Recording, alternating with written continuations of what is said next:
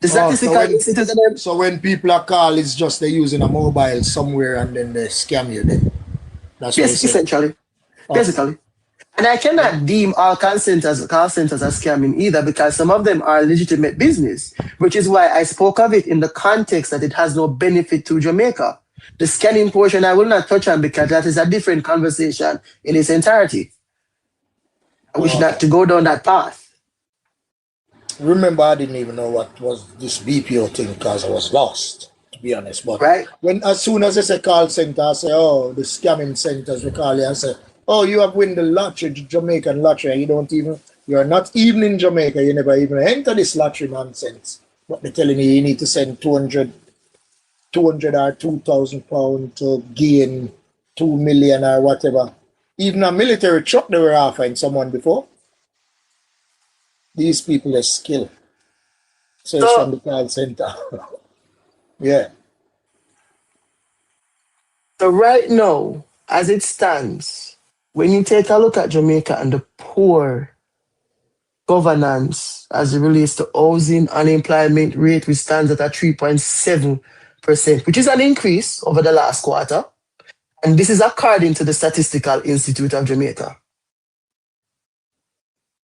Employment rate stands at 65.8%. Imagine that. 65.8%. And mind you, that number accounts for seasoned employees. It does not take into account employees that are new people that are yet to be employed between the ages of 18 and 21. So imagine that. And it does not take into account unconfirmed employment, such as people would be working at a wholesale that would get paid direct cash. So there's no tracking for them. It does not encounter that. Are the people that are dismissed from such employments as well? Are the hardwares and the man that work in a lumber yard where them get paid cash? So they're not really tracked as employees. So when they're asked, so in the same way they're not tracked as employees to help the count of employment, it also goes against them when they're fired and no one knows that they were dismissed from that said job. So they're completely left out of that statistical count. So from the very beginning, the unemployment rate numbers are automatically skewed. So that make sense? When you take all of that into account and you look at the situations people are currently living in, none of it makes any sense. Considering systems were put in place to prevent situations like this. Go ahead. System were put in place for us to stop us to evolve, to gain property and be on the property ladder and all of that bit. By the Labour Right Party. And that's a fact. There's been several. Take a look at JSIF. JSIF in combination with the SDC along with NEPA and the Office of Land Agency, their job was to develop small and upcoming communities. That was their sole function. Mm-hmm. That was what the Social Development Fund was for. And when that was also combined with Operation Pride and during the PMP time, how many people here can positively say they did not see any benefit in Jamaica from Operation Pride in real time? We didn't have to wait 10 years to see that. And when we talk about response to the housing situation in Jamaica, Operation Pride is something we can say on behalf of the PNP was a direct response to the housing situation in Jamaica. Yeah. It wasn't a promise made on TV or over radio. It was a direct response that was then enacted. Sure. The land my mother owned, we got it through Operation Pride. They came into the community. They told us what we needed to do to declare, to claim ownership of the land. Once we met that requirement, we went to towers around New Kingston, downtown. We went upstairs to the third floor. We talked to them. We presented our proof. They gave us our payment receipt. We made our first payment, and we continued to make payments for the land. Operation Pride allowed us to do that. Operation Pride did not tell us to go to NHT to get a loan through NHT. They did not tell us that. They facilitated payment plans that met the income of each person that were offered land for sale. See the contrast in difference I agree in with you, that versus what's Jolene. going on So right now. right. The Labour Right Party at no time or no point. Sir, I agree with you. We all do Jolene, agree that's with how you. I get my land to buy too, just so I could build my house. I agree with you. With Operation Pride, that's where I got my land to buy so I could build my house. Again, Labour right just love to push down people place and capture people place. That's what they are for. And sell it off to their friends, their private investors' friends. hang on. I'm calling when the National Environmental Protection Agency, they were not involved in building communities. Their job was to ensure that developing communities did not negatively impact the environmental surroundings of the developing communities. For example, communities that were developed in and around the watershed area of the country. So they would go in and they would look at this area, assess this area to determine if you're too close to a water source, if your sewage line is gonna feed into the watershed, stuff like that. That's as far as any NEPA went. They were only there to assist to ensure that there was no environmental impact when developing communities, because that is also a consideration when you're formalizing a community.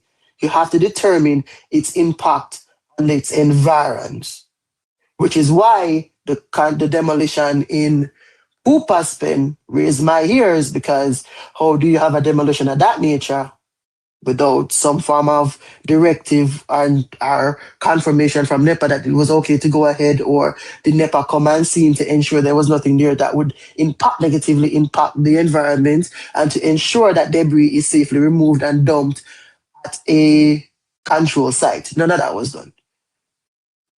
So just to clear up the local party. So when you look at it overall, we can genuinely say, without any form of hesitation, the PNP's plan and solution to OCs was one that was actually brought to bear. Was it slow? Of course it was. Money no day. But they still made it happen for a lot of people. Was it perfect? Of course it's not. No program is ever perfect. But did they try? Of course they did. Did they make empty promises? Yeah, there were for a few promises were not made, but did they try? Yes, they did. Were people labeled as squatters simply because they didn't own the land they were living on? Nope. Jolene, sorry to break in on you.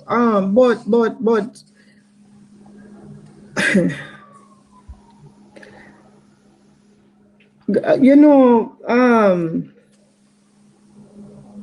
honestly, I don't even know where to start. Because I am now finding out that even the oh my God, Half Moon, the property for Half Moon Bay. Anybody know about that property in Trelawney? Anybody know about that property? Jolene, you know about that property? I've heard about it. I haven't followed it up. Well, even that property, I'm not cutting upon what you're saying because what you're saying is very important. But what we have here are issues even before the Jobsons and the land property in Trelawney. That other properties in Trelawney where hotels were built, those properties were also stolen from the persons who literally owned those properties. I am actually shocked at what I am, because I got directed. So, Jolene, do what you do, baby, and me come back, come talk about this. Talk where you talk, baby. Sorry. Continue, babes. Cool. So Colin pointed out something to me that I may have misspoke on, and I'm going to go back and correct it. What I meant, what agency was developed for assisting the development of small communities was JSIF, not NEPA. NEPA is an agency that will ensure that these communities, after they develop, they do not impact the environment. That's as far as NEPA's involvement will go. They will not go in and help to develop communities. So let me clear that up. That was my mistake in how I said it. That's on me. Clear that up right there. So. Now, as it goes back to squatting and what is being allowed to happen in Jamaica right now, what people need to understand, in order to qualify for adverse possession, there are two main requirements. One, you have to be on the land. If it's a private land, you have to be on the land for 12 years. Two, crown land, you have to be on it for 60 years. Then, on top of that, you have to be maintaining the land. Whether you're farming that land, you build a physical structure on that land, whatever it is, you have to demonstrate that you have been taking care of that land for that period of time. And then on top of that, you have to demonstrate that you have been undisturbed on that land. Meaning no one within that period of time came to you and said, this is my land, you need to leave, and give proof. There's been no court case or anything of that nature. So you're completely undisturbed on the land, right? Now, with that being said, what you are now hearing from the current administration, they're saying squatting is illegal. And by law, it kind of is. However, it's kind of contradictory when you think about the requirement for adverse possession. Because in order for you to adverse possess a land, you have to be on that land again for 12 months, for 12 years, or 60 years. So you see how that don't make no sense? That makes absolutely no sense. It's like, yeah, try to tell me, say, in order for me buy a car, I have to have the engine. But at the same time, you now give me the opportunity to buy the engine for your car. It's exactly that. It don't make no sense. Is there another solution being provided? I just want to ask a question. I just asking a question. Sorry for butting. That's a nice one. I want to say the interview where I forgot who was interviewing the elders them, and they were explaining how them come on the land and the owner give them the paper to get them light and them water. Legal. Come again? Sorry, I had my phone wrong. What did you just say? Stanley? Or did you just say me sending my phone wrong? What did you just ask? No, I was asking the question. Did you guys see where they were interviewing some elder people that live on that land for how much years and what those people are telling them? Because people were thinking, oh, they got light. Something nice boy. Oh, them got the light and them say, the owner give them the papers to go get the light and the water, and that's how they have light and water. I haven't seen that. Have you seen that, Michelle? Or Patrick or anybody? I haven't seen it, to be honest. Yeah, I've seen it. Like, the only thing I watch on the big nose man, there are some sort of conference. I watch him keenly, you know. Patrick, me send it to you. I send it to you. I send it to Miss Wang. I send it to I'm gonna watch it yet. Oh yeah, some people are interviewing them about the land and how they them come on land and how they get the light and the water. Okay. And they were explaining to them and tell them how they come by the light and the water. The owner for the land gave them the paper to go and take out them light and water. So it wasn't like a breach, them breach it. But you know, there's an next set of demolition coming in the next 30 days, isn't it?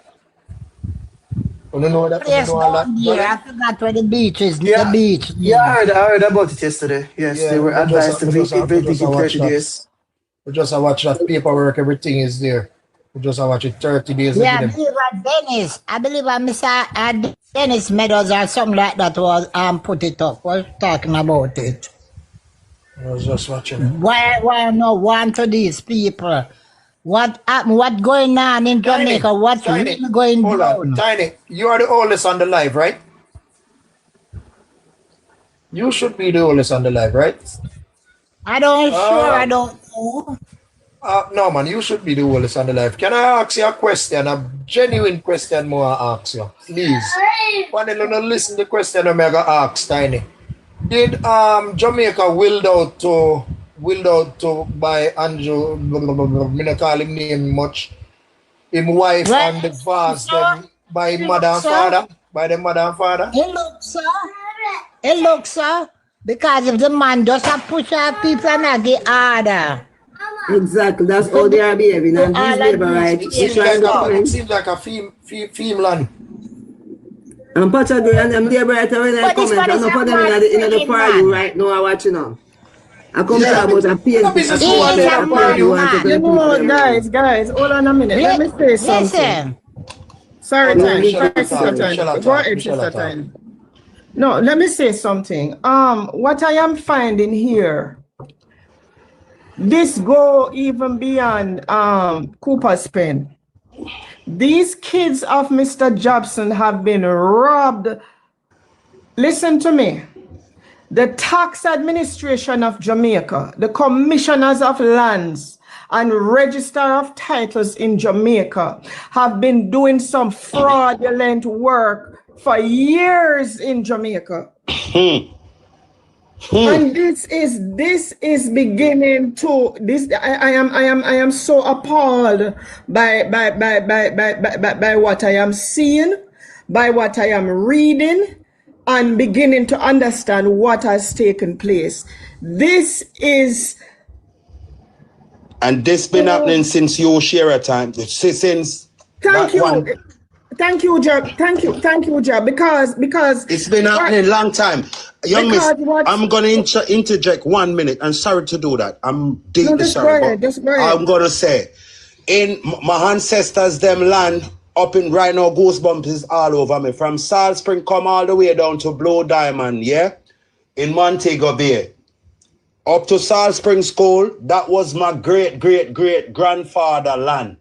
Is what I'm saying. They own half of Hatfield all the way back down to Blue Diamond. I don't know what transpired with them, but they were robbed.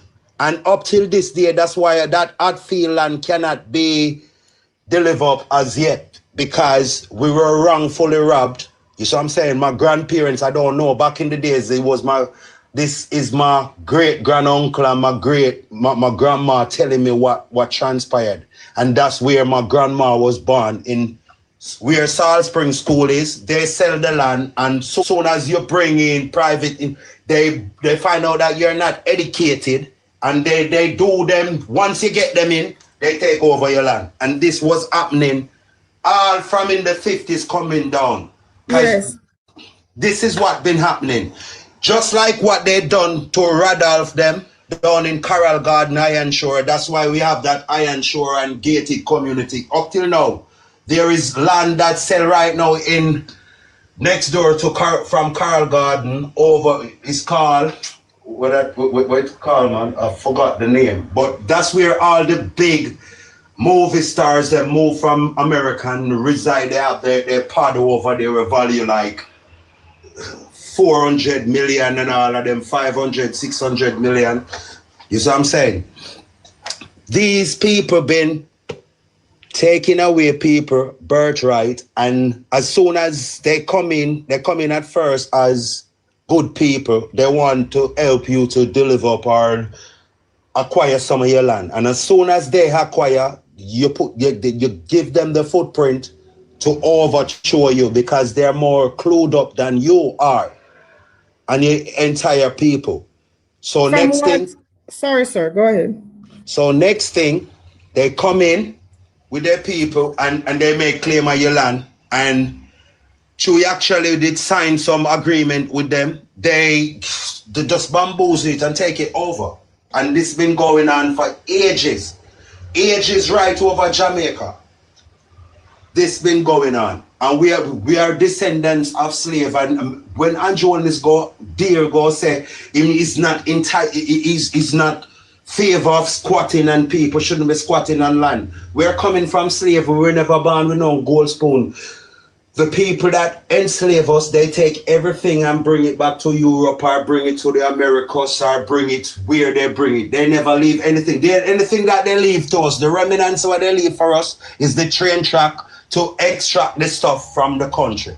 That's all. They would never put no infrastructure down there or nothing. They just come to it. So if you're going to say, check from the 50s up till now, you see what I'm saying? When we get 60s, from when we get independent, we're just finding our footing. We're just finding our footing. So I don't know.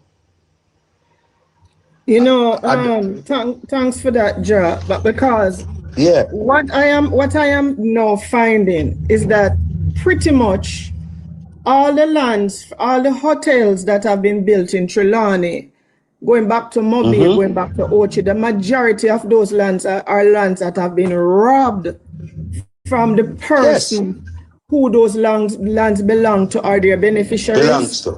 This is a gross injustice, and I am urging all Jamaicans. All of Jamaica. If you have land, you need to go and make sure that the land, your title is instilled.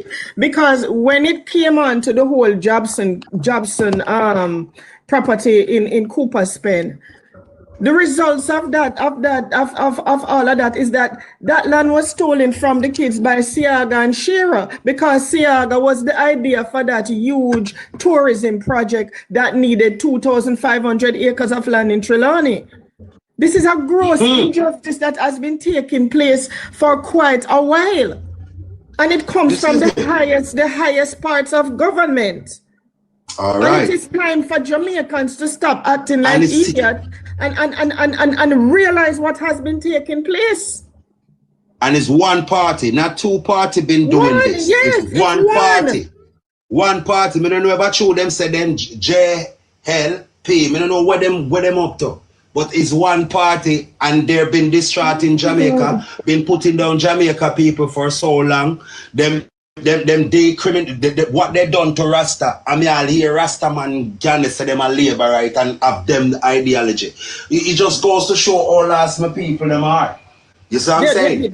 They're very lost. They're very lost, Ja, because this, you know, we are here thinking, those of us who know about the research with the Jobsons and are thinking that it is only the Cooper's Pen area that has been in court documents. No, it goes way beyond the Cooper's Pen area. Even Mr. Jobson's brother's land they stole. All right. I think this is it. This is it. You have one named Car Jarrett or in Montego Bay. Him own all of the land them, all of the river them. All of the land, and him have the most housing scheme when they build out down there right now. Him own every whole of the place. This is all these people come and take away the people them land and push around the people them half up in the hills. And after that happen now, they all want to take the hills and turn it down in a flat now. You see? We need to stand up, or we're gonna buckle and be on our knees. Our grandkids. I think a lot of Jamaicans are already on their knees, my friend. This is why Michael Manley said he wanted us to walk through the world on our feet and not on our knees. And based on what I am seeing here, a lot of Jamaicans are already on their knees, my friend. And out. Everyone looking and out. And out. No one want to work and break this poverty chain and we evolve as a force and be our brother keeper. We take hand out and sink our brother to the bottomless pit. We will do that. You see what I'm saying? 5,000 last year. 5,000. PMP, we have everything kind of wrap up last year. And from the man got say 5,000 is like the people must say, all right, you hear me? Call it a day, sit, we are get sitting. It's done. Everybody. Yeah, because we in a COVID alone, for all this man operating a COVID, remember that money did come for where them get or whatnot. And what the people them get out of the money? Melissa come and the money allocated and people still on the tree, lying down in Westmoreland and Black River and St. Elizabeth still don't have a roof over them head. And then you, as the Prime Minister running the country, you go say you never have no idea of what taking place. Helicopter can leave from Upper Camp or JDF campus to fly to assist the police. Police can leave them jurisdiction and go to assist this. And you, the Prime Minister, who is sitting down and leading the country, you don't have no knowledge of this. You should be charged for it and for treason and anything where the people them go through. You should be charged. I agree with you. I agree with you 100% because there's no way an operation of that magnitude could have been carried out without the permission of the Prime Minister of Jamaica. This is a gross injustice to the people of Jamaica. And Jolene, I'm sorry for just bursting on you like this because I know you want to finish your conversation, but this is a serious matter. This is a very, very serious matter because based on what I am reading, it stands to reason that every piece of land in Jamaica where hotels and resorts are built on for tourists to come to Jamaica are lands that have been stolen from the people of Jamaica. All right. This is crazy. All right. And you will never in the country and can spend a week wages to go and enjoy any of that immunity or any of that tranquil. You can't afford it. So basically, all of your effort where you're putting it in for private investors and private sectors, you don't care about the people of the country. You don't have no care about their being or their well-being or nothing. You see what I'm saying? This man, he just don't care. Because what my point is, after what Melissa done, yeah? Remember what happened? When they have to, the license up with the Cuban, and why, that's not rocket science. We would have to reinstate them and give them a next contract. But true, they're not quote unquote good with America. No, it's not the time. You're gonna expel the people out of our country, and we don't have. America never sent 10 doctors to assist us in Jamaica. I don't know. It's just Jalen, sorry. Finish your presentation, and then I will come and speak. I am really. No. Not to get, I'm gum smack and I'm distraught and I'm done. Right now, we need to put up a petition to get Andrew Holiness removed from office and to be charged. And we need to go and get the European Court of Appeal. We need to get every forces in because this is against humanity and it's unjust against the people. Melissa is a natural disaster and it done what it done. For you running the country and you don't know what happened, or you never have an idea what said this is happening and it transpired. You shouldn't be there. You see what I'm saying? You shouldn't be there. You can't be the head of something and you do nothing come to your knowledge. No one tell you and your people them that you should be giving them order, them carry it out. On your time and you're not aware of it. That means you shouldn't be there. Okay, thank you. Jolene, can you carry on with your? I know we all feel the same how you feel, but Jolene, you need to carry on with the presentation, please. For true, Jolene.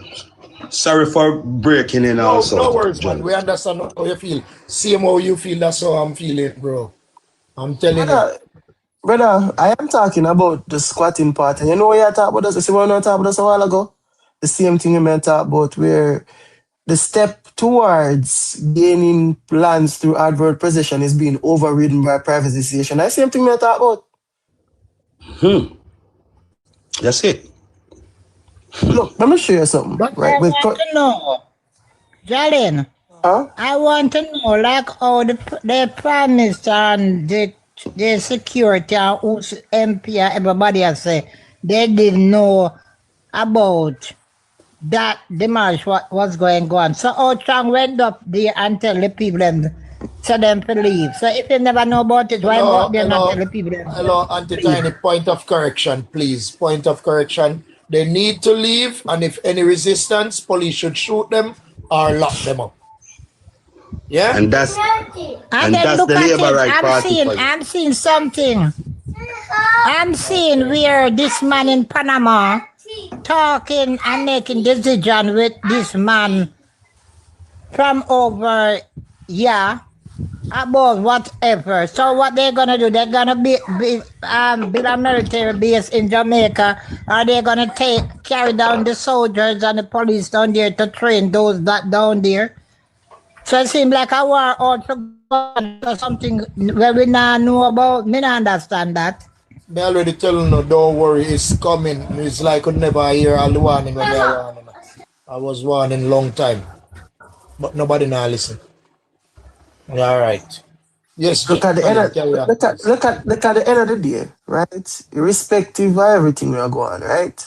All I can say is this: when you look at factual history, the institutions installed by previous successive governments to ensure that low-income people are not left behind, and the changes that have been made to them under the guise of using inflation as a guise, a cost of living as a guise, as to not address the problem.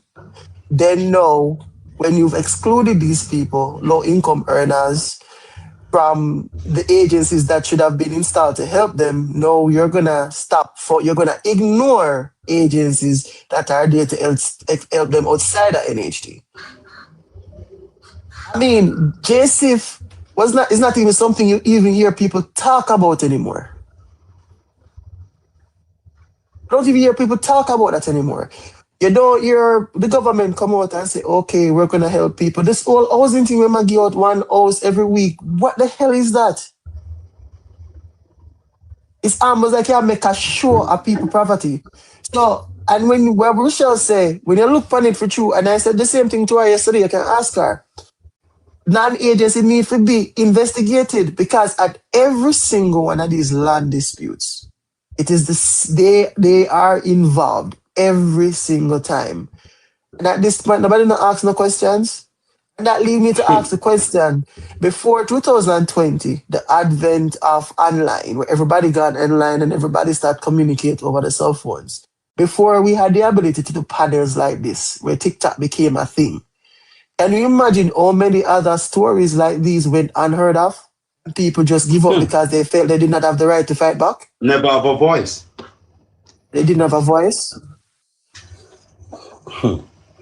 What? Terrible. You see, when you talk about that, and then you talk about the attack on squatting in Jamaica, it's a dangerous precedent. Very dangerous. And when you look at the history of squatting in Jamaica, that goes even beyond. It's been forever. The formal government of Jamaica. It goes all the way back to our first day of emancipation. It's been forever. Far back it went back. So when you attack, what people don't understand, even though JLP supporters that support Andrew on this, what they do not understand is that when you attack squatting, you demonize squatters, and you demonize squatting in and of itself.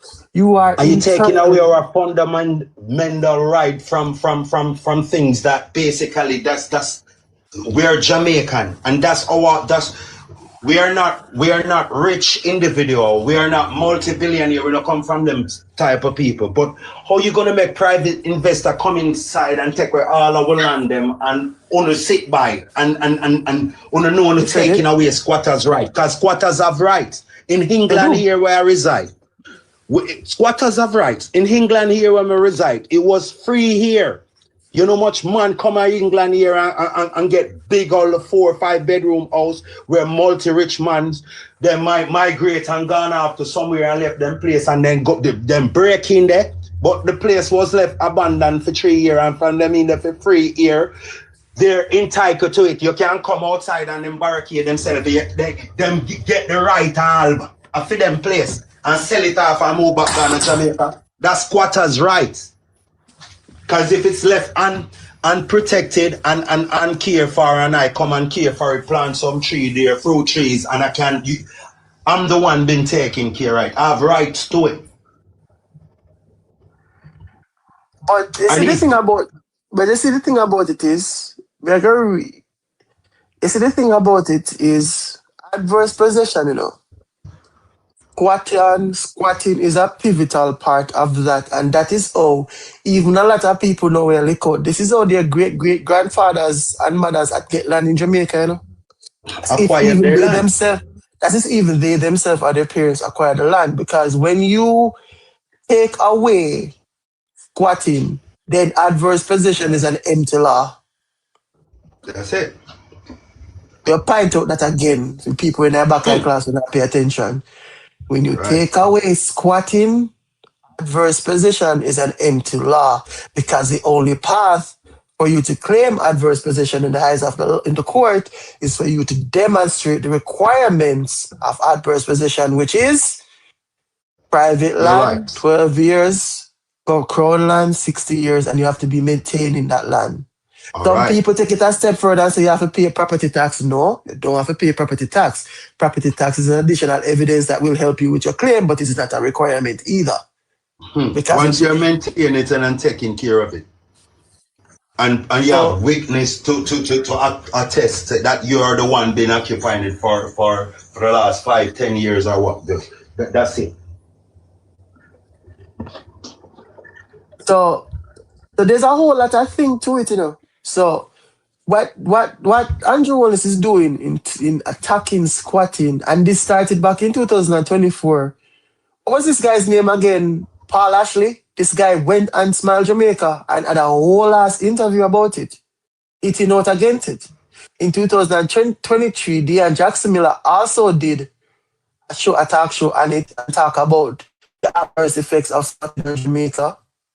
But the only adverse effect I see of squatting in Jamaica is that richer people can't get as much land as they want. That's the only adverse effect I see.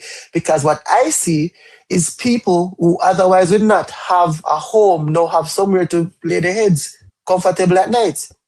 Now have somewhere for the kids to sleep. That's what I see. We don't know what nobody else see. You see nothing else, Michelle? I don't see the adverse effect. Jolene, go and talk, baby. And our Colin say squatting is in private homes is illegal it is in a lot of places. No, they passed that law about 2010. No, it's not. Squatters have rights, mate. Yeah, squatters have rights here. It was happening. No, it's not, Colin. No, it's not. Pacha, give Colin my box. I'm at work. No. I was gonna give Colin tiny box, tiny jump off. That's right, I'm at work. I'm listening though. I'm listening. Because I'm at work. You could give him my box, okay? All right, I'm listening. Let me give that his box. Colin, jump up now, please. Everybody that work, you look like. So Colin there. Send a request, brother. You say 1 second. Okay. I'm not give nobody else the box then, you know. If you don't know, no car come. Oh, Seabreeze there. Seabreeze, you want a box here and there? A gladiator box. I want box. Watch preserve that comedian, you know. With our work, and not talk to the people the box they want to talk, yeah? Yeah. Yeah, people with our work, we don't know hold up the box them because all of people want to come up. Sure. Yeah. The people in with our work, we can't talk right now. I hope we box them long time in the comment section. Yeah, man. No problem. Pacha, when you want the box, you're all right, auntie. Yeah, man, when more rotate the box and we rotate them, it's fine. Okay. No go nowhere, auntie. But your foundation, you know, auntie. And you set the trend, you know. Crystal. You have the that over here, so we have to respect your auntie tiny. Colin, you can't come up, you want a real McCard. Colin, say 1 second. And when he must say people who can get house to capture England, not at all. You have it wrong. No. What I'm saying, it used to happen, my love. I've been here nearly 30 years now, and I tell you, it used to happen. I'm in this country from 1998. 99, I come here, so I know say. And okay. As for me, so I tell me, lady. Yeah, They changed the law. Yeah, when I tell you, say, if you they changed the law in house, 2010. If you have a house, brother, if you have a house on a Monday and you capture it, the council come kick you out of that, or them come board it up, though. You have to move no. That was then, Miss Wang. That was then. Miss Wang is stopped in 2010. 2010. Squatters' right. People used to leave them premises and people pass. Remember a cold country, you know. Oh, you gonna know say nobody there in another house there. I mean, cool, I'm a pass at 3-4 nights. I know like me there. I mean, a break it do and go in there. I mean, there for 1 month and nobody no come. 2 years, 3 years, 4 years. Then you come. Squatters' right. And when they come, you lock up in there and call the police so them are breaking your property. You can't take them out. And then the people them when they get the right because you've been away for so long and them when they're maintaining it. People say, yo, them see them going there. And the court somehow give them the right over you. So, yeah, and the house in a person name or in a your name? House in the people them name. The people them name, but you been there and you have a letter that come there in your name now. Yeah. And them been away for 2-3 years. Yeah. So you have proof of you being there. And me go with for 3-4 years and come back on my house and see a pussy in my house. When me pay mortgage and buy and come see that. All you hear that come off of that blood clot your body in my house. Bro, but me not let you in. And that me not let you in. And you have to go call the police. You check me and call the police. Take with me swang. Yeah. And you would get locked up, me swang. Oh, me I get locked up in my house and you have no proof. You have no documents. Me swang. Why you neglect your place and gone for 3-4 years? For that house, yeah, for sure the judge to say letter come there, yeah, letter can come at your house, but you don't have no document for that house. Miss Wang, Squatters' rights. Squatters' rights. And when that right passed, it was a right that passed. And when that passed, and when that passed, it's 2010.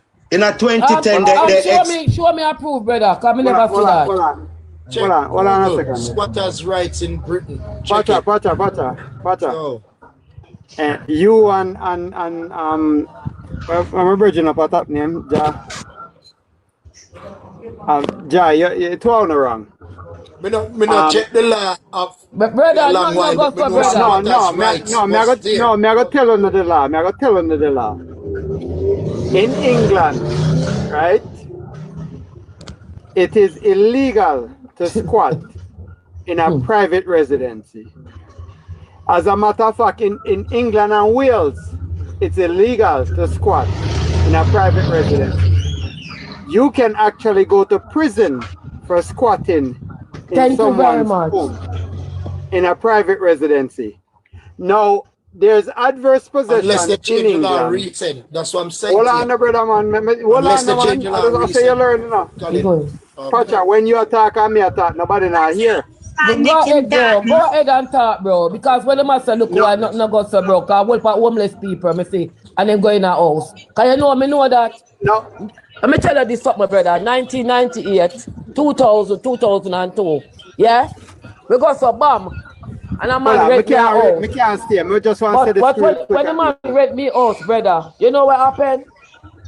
Go ahead, yeah, go ahead, Colin. So you have adverse possession in England for commercial properties and land and so forth. You have to be on the land for about 10 to 12 years, undisturbed, and doing all the legal. Basically, the same thing like Jamaica. But where private residency is concerned, it is illegal to squat in someone's land. As a matter of fact, I hear just said that the law was changed in 2010. You have your facts mixed up. In 2012 is when it became a criminal offense to squat in somebody's house. In 2012, all right. It became a criminal offense to squat. Hold on, man. It was illegal before, but in 2012 they changed the law to make it a criminal offense. So that means that if you catch squatting, you will go to prison. So 2 on the wrong one, I say.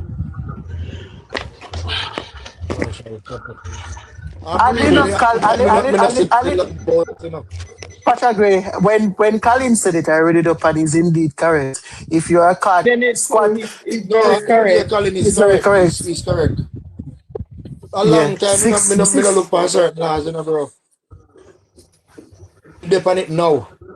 Yeah, the people them would have to put it that in place because they was losing their property if they're leaving. Not because now me know when you even rent a property now since they've just changed rental business as well. Literally just changed.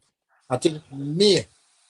So it's not easy to get out a person who is renting a property now. There is two differences, you know. When they squat in someone's home, that is illegal. But if you squat in a non-residential commercial business or a land that is not considered a criminal offense on its own. But if you damage the property or refuse to leave by a court order, you're in a problem. So basically what this is saying, if you're going to somebody's house, if somebody gone for a holiday and you're going to them house and squatting at them house, that is illegal.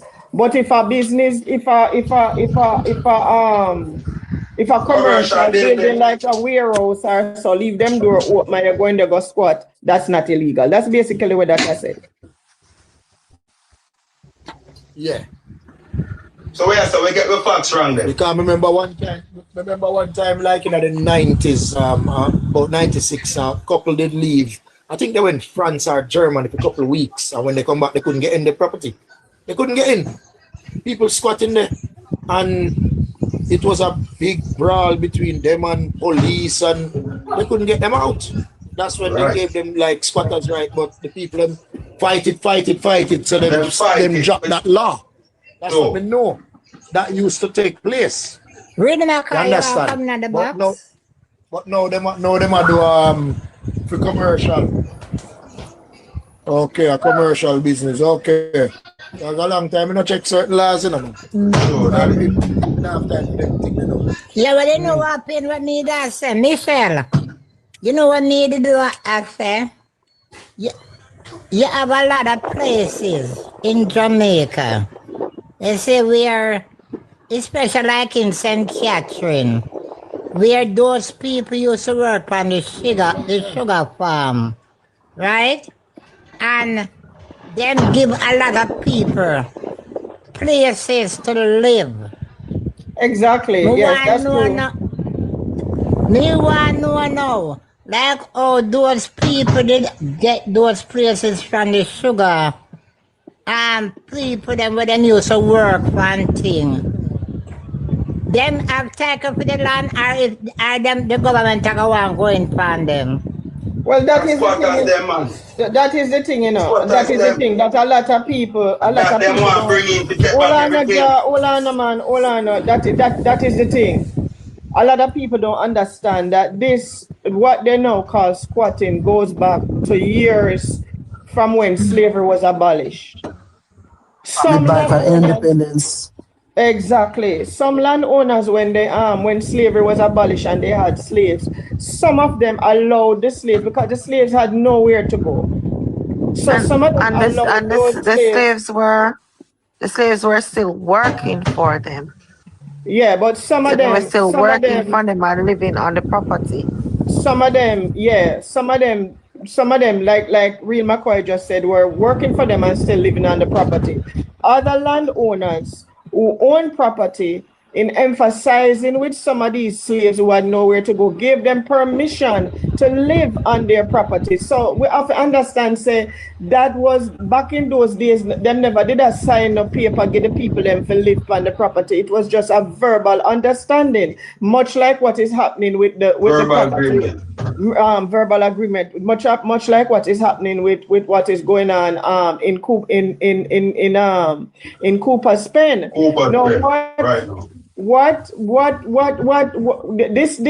This word squatting and calling people squatters, as much as we are against anyone trying to occupy our lands that we know we own and occupy lands that our families might own, we have to get away from that and try to say here is this government that has been in power for almost 11 years, and their job, according to them, they would do better than the People's National Party.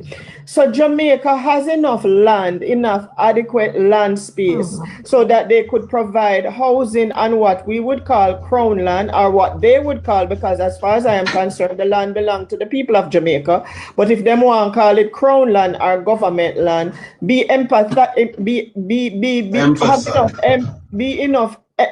have enough empathy to then the same way them a build up all of these new houses with solar panels and whatnot for Chinese to live in Jamaica, then do the same for your people.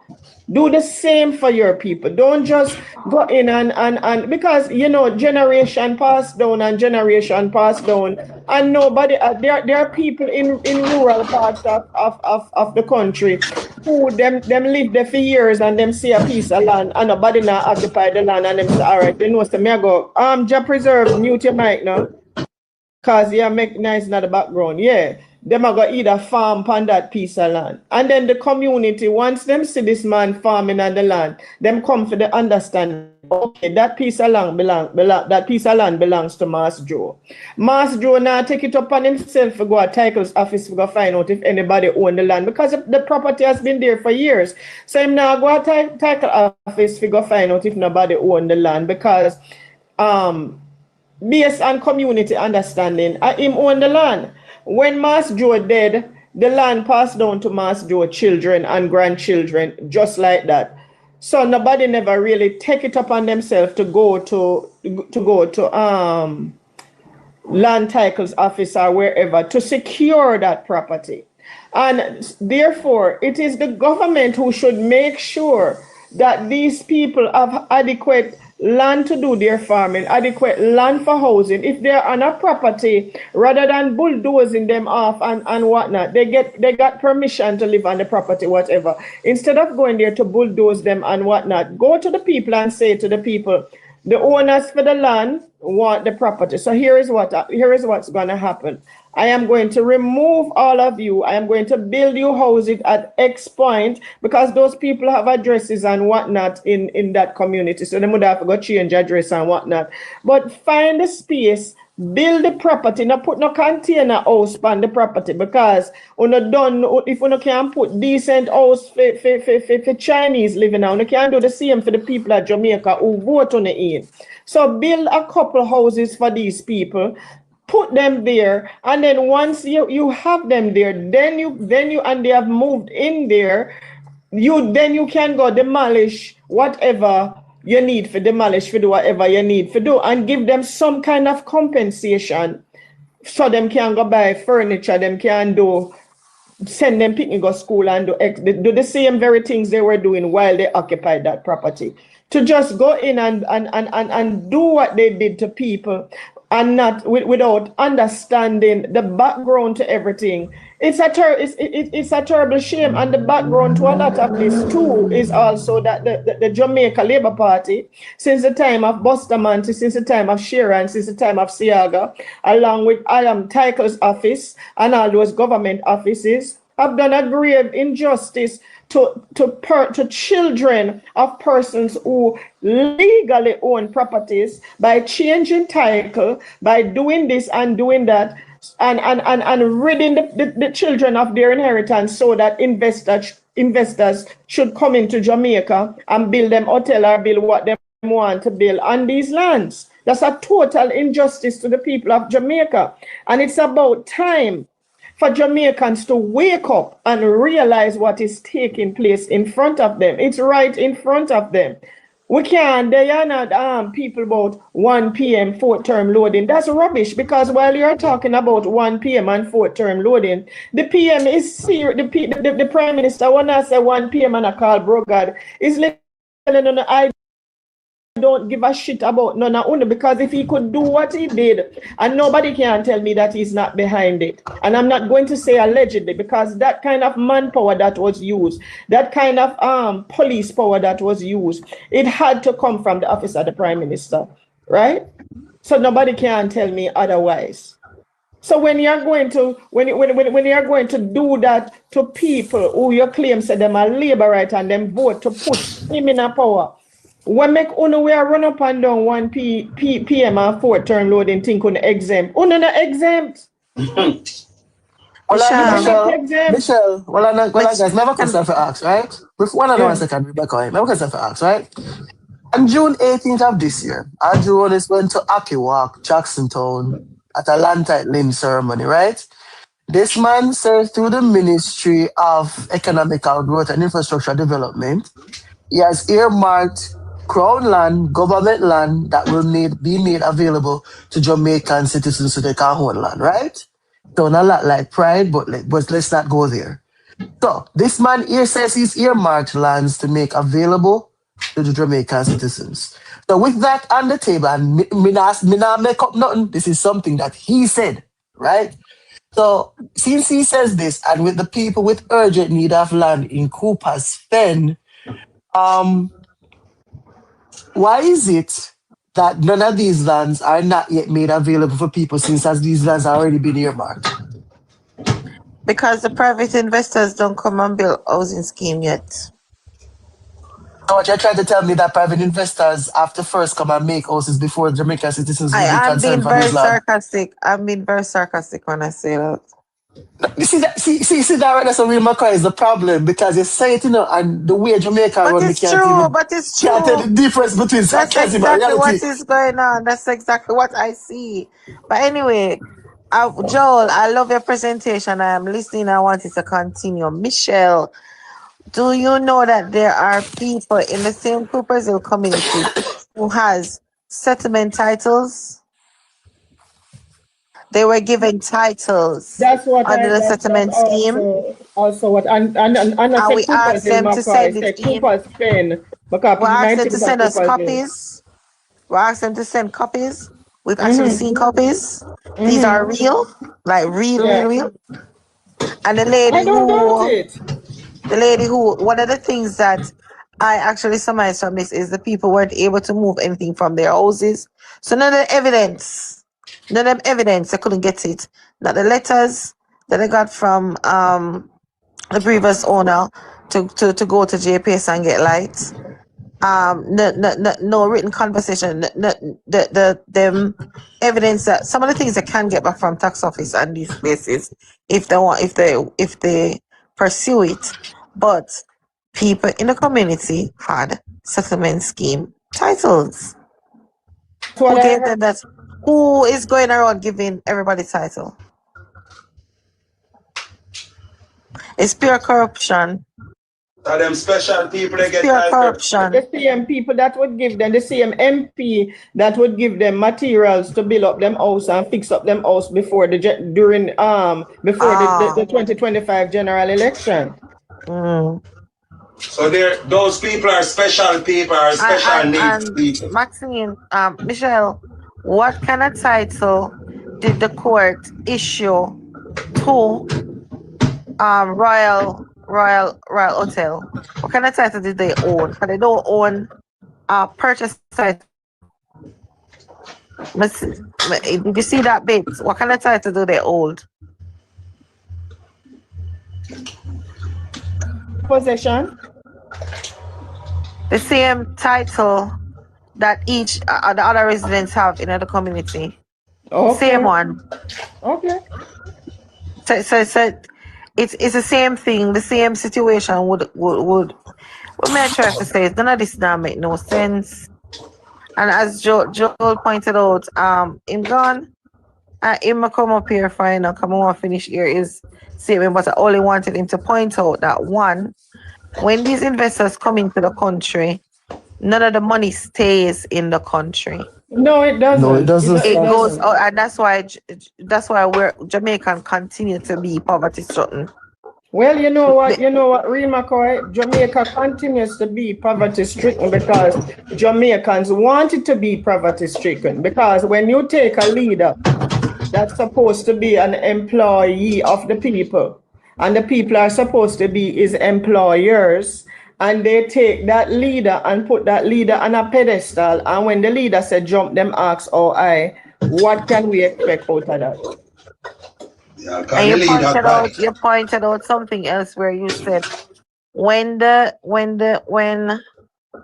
people change, when people change position, we're in, people don't understand that we Jamaican citizens have employed these people to work for us.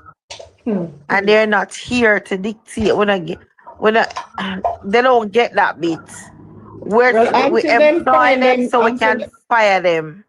Until them find them, this is why I say, I have said it many times, that a lot of Jamaicans should have been able to pass an IQ test before they're allowed to vote, because you have Jamaicans voting who don't know why they vote, what they vote for, and the value of their votes. So when a politician or when somebody can come to them and say, give me $5,000, make me give you $5,000 if you vote for X or Y, they glad they take the preserve, mute your mic now. Sorry about that, Mrs. Yeah, they gladly take the $5,000 with no understanding of what is going to happen. When the politician come to them and said, I am promising you, like Michael Andrew Holness, who campaigned on prosperity. Nobody asked him, what kind of prosperity are you speaking of? What roads or avenues are you going to take to get Jamaicans to that level of prosperity? And then what did he do after he promised the idiots prosperity? He took his business and put it in a country named St. Lucia, where he did not have to pay any taxes. And the Jamaican people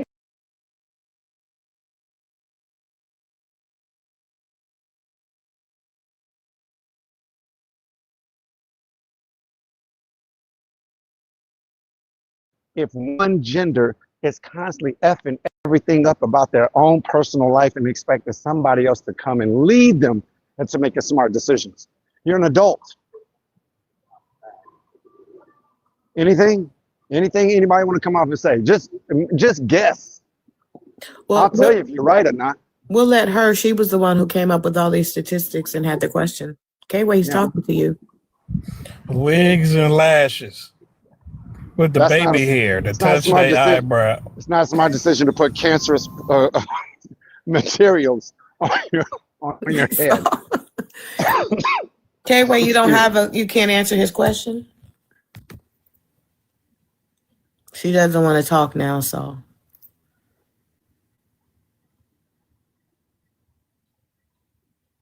The preference of who says it. I just want somebody to name one thing that you believe. You ain't got to look it up. I'll tell you whether or not you're true or you're close. Okay. What do you think?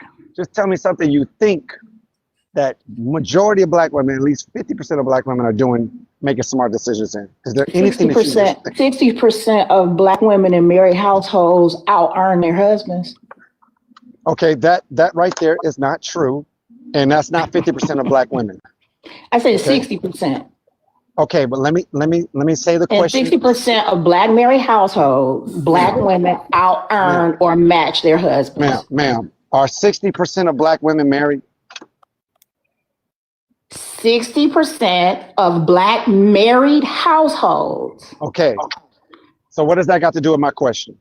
You asked, what do black women do at a 50 percentile better than black men? So what percentage and I'm of black saying women are that married? in black married households. What percentage of black women are married? 30%. Okay, so would that be at least 50% of black women? Yes or no? It would be 60% of black women who are married. Exactly. That has nothing to do with my question. I'm talking about the entire population. I'm not talking about a subset group of people that you try to narrow down into a specific situation or circumstance so you can pull out a nice sounding statistic. I'm smarter than that, man. I am highly educated. Let's not play with buffoonery. How about this? Black women outlive you at higher than a 50 percentile. Okay, so what does that got to do with my question? I didn't ask anything about black men.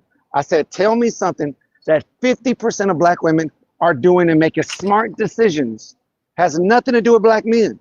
We outlive you. Like I said, let me say the question again. Name something that 50% of black women are making smart decisions in. It has nothing to do with black men. And if you think living to be an obese, oversized, high pressured, high blood pressured, hypertension woman with diabetes is smart, I would disagree, which that's the majority of women, black women over the age of 70.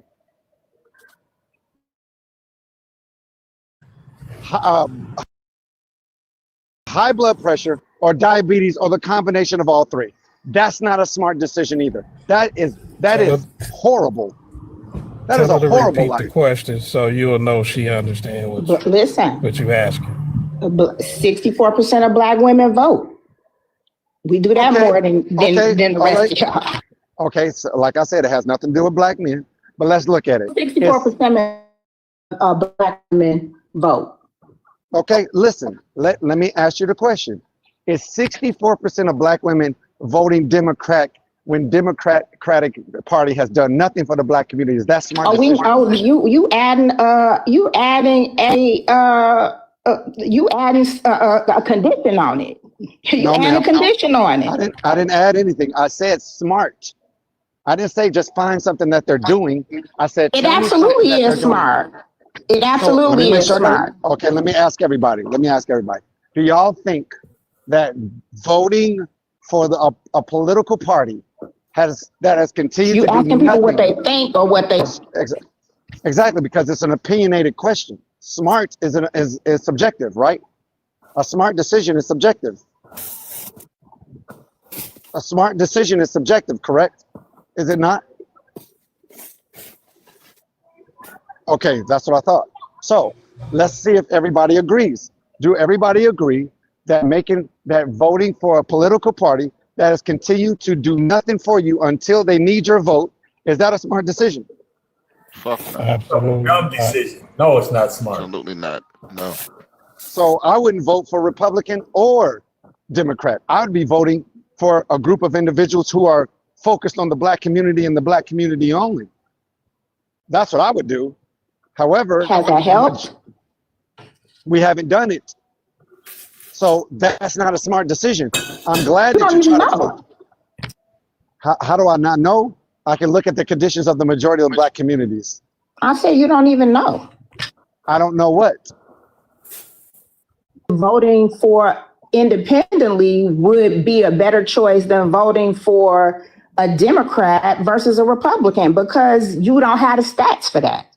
True, so you wouldn't know. I do. That is correct. I can concede when you're right. However, I do know that voting for Democrat is not a smart decision. I do know that. Based off of the results and the statistics that I have.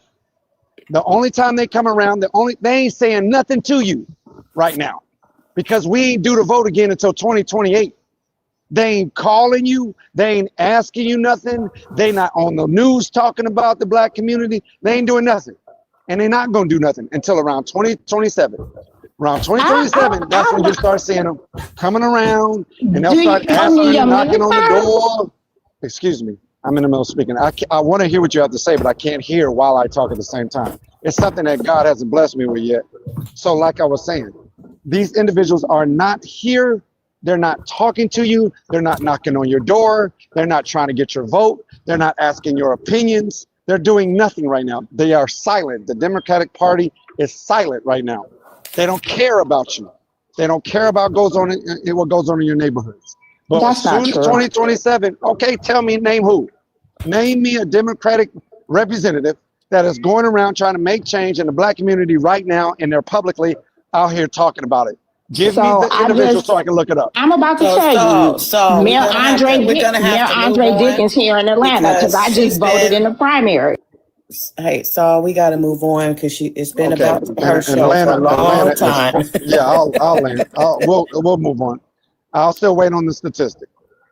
All right, gentlemen, everybody, we are open panel. I think everybody has spoken to the prompt, but so other people can speak. One, did you want to speak? Tay, did you want to speak? Anybody want to speak? What are we going to do with them?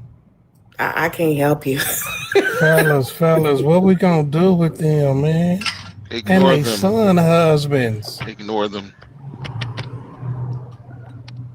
I say repurpose them. I will buy some dogs just to get some free dog food.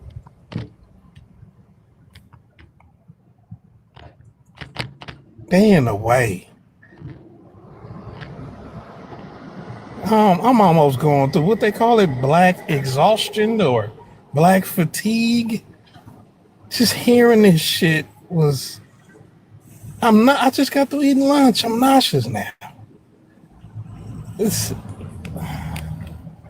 And these are the ones that's supposed to lay down the emotional foundation on our children so that men can build on that. And we see why they crashing out here. Getting unalived over a pack of diapers. This is it, huh? We can't stand idle. We gotta do some compulsory correction. Shit.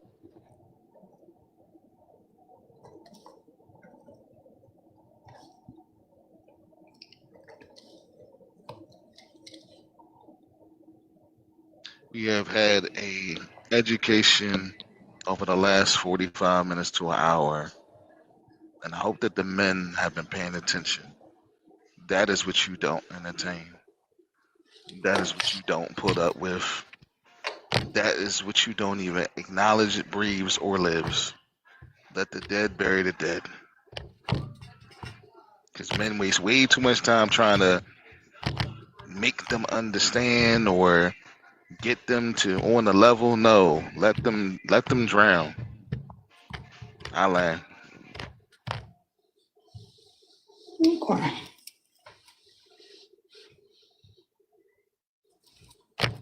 I think we have to get to the point where we're learning to, if we're not putting anything positive in, then what are we doing? If the only thing that we want to do is do a comparison of us and them, what are we doing? And I think we have to make a decision as to whether or not we want to move forward as a people. And if you don't, I think some people need to just move on and back out instead of causing dissension. But I also blame ourselves because we tend to open up for the dissension. We tend to entertain it and we seem to love it. Instead of us, like Top saying, ignoring it, we like the chaos. We love the naysayers. We love highlighting it. And love the men that are not good men. Men love the women that are 304s. And then we love to complain about the choices that we make. But when do we get to the point where we're saying that we need better leaders? Our men need to lead better. Our women need to choose better and start respecting themselves and just be honest and have honest conversation instead. Well, they do that. It sounds like kids to me. That's what little kids do. Well, you let him do this and you won't let me do this. And we sound like children. And so that's kind of disheartening to me. Listening to wanting to compare us and them like we're two separate people, like we're different. We're different genders for sure, but we are one people. So what's the purpose? You do this, you do this, you do this. No, you do this. We ain't talking about what you're doing and can't stand in it. Why don't you look at yourself and ask yourself, what are you doing? Instead of constantly talking about what somebody else is or is not doing. And I think that's a major problem. Ms. Pam, it's on you. Wow, that was just too much. Hey, everybody. Listen, the thing is that women want to be leaders. That's what they saw with their mamas. That's all they know. I mean, this woman just kept on challenging this man. And you think that this doesn't go on in her home? This is her. You don't know me. You don't know me. Excuse me, K-Way. It's don't her make turn. assumptions about me. You don't know me. Her turn, K-Way.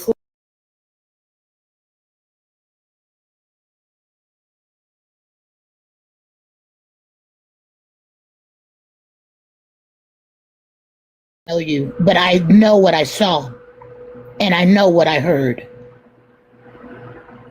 You've got to come up with some control, or you're just gonna be. Oh my God! No, I didn't see talk it. about do not know. I didn't see it. But here's what the women have got to do. Listen, this is if we're gonna make this thing work because it's turning on us. We've got to close that mouth, and I know it's going to be difficult for you. And some will not be able to obtain this. But that mouth needs to be shut. And the only way, and I don't I don't go along with abuse, but the only way that these men are able to shut that mouth, they strike out. And that's called self-control. So you're with a man that has no self-control. You don't either. So then abuse is in the faction of what is going on in your daily lives. It's got to stop, because we're breeding our children to do the same thing. It's not about you anymore. It's not. Get that in your head. It's not. Once you have a child, your part is over. It's about the children. And I think that's where your biggest, I'm sorry. And this is where your biggest non-acknowledgement is coming from. You don't acknowledge the children. It's their turn. Not yours anymore, not mine. See, I'm 72. It's not my turn anymore. It's my grandkids' turn. Not even my children's turn. It's my grandchildren's turn. See? We've got to push back, ladies, or we're going to be a race that doesn't exist. You guys are getting ready for it right now.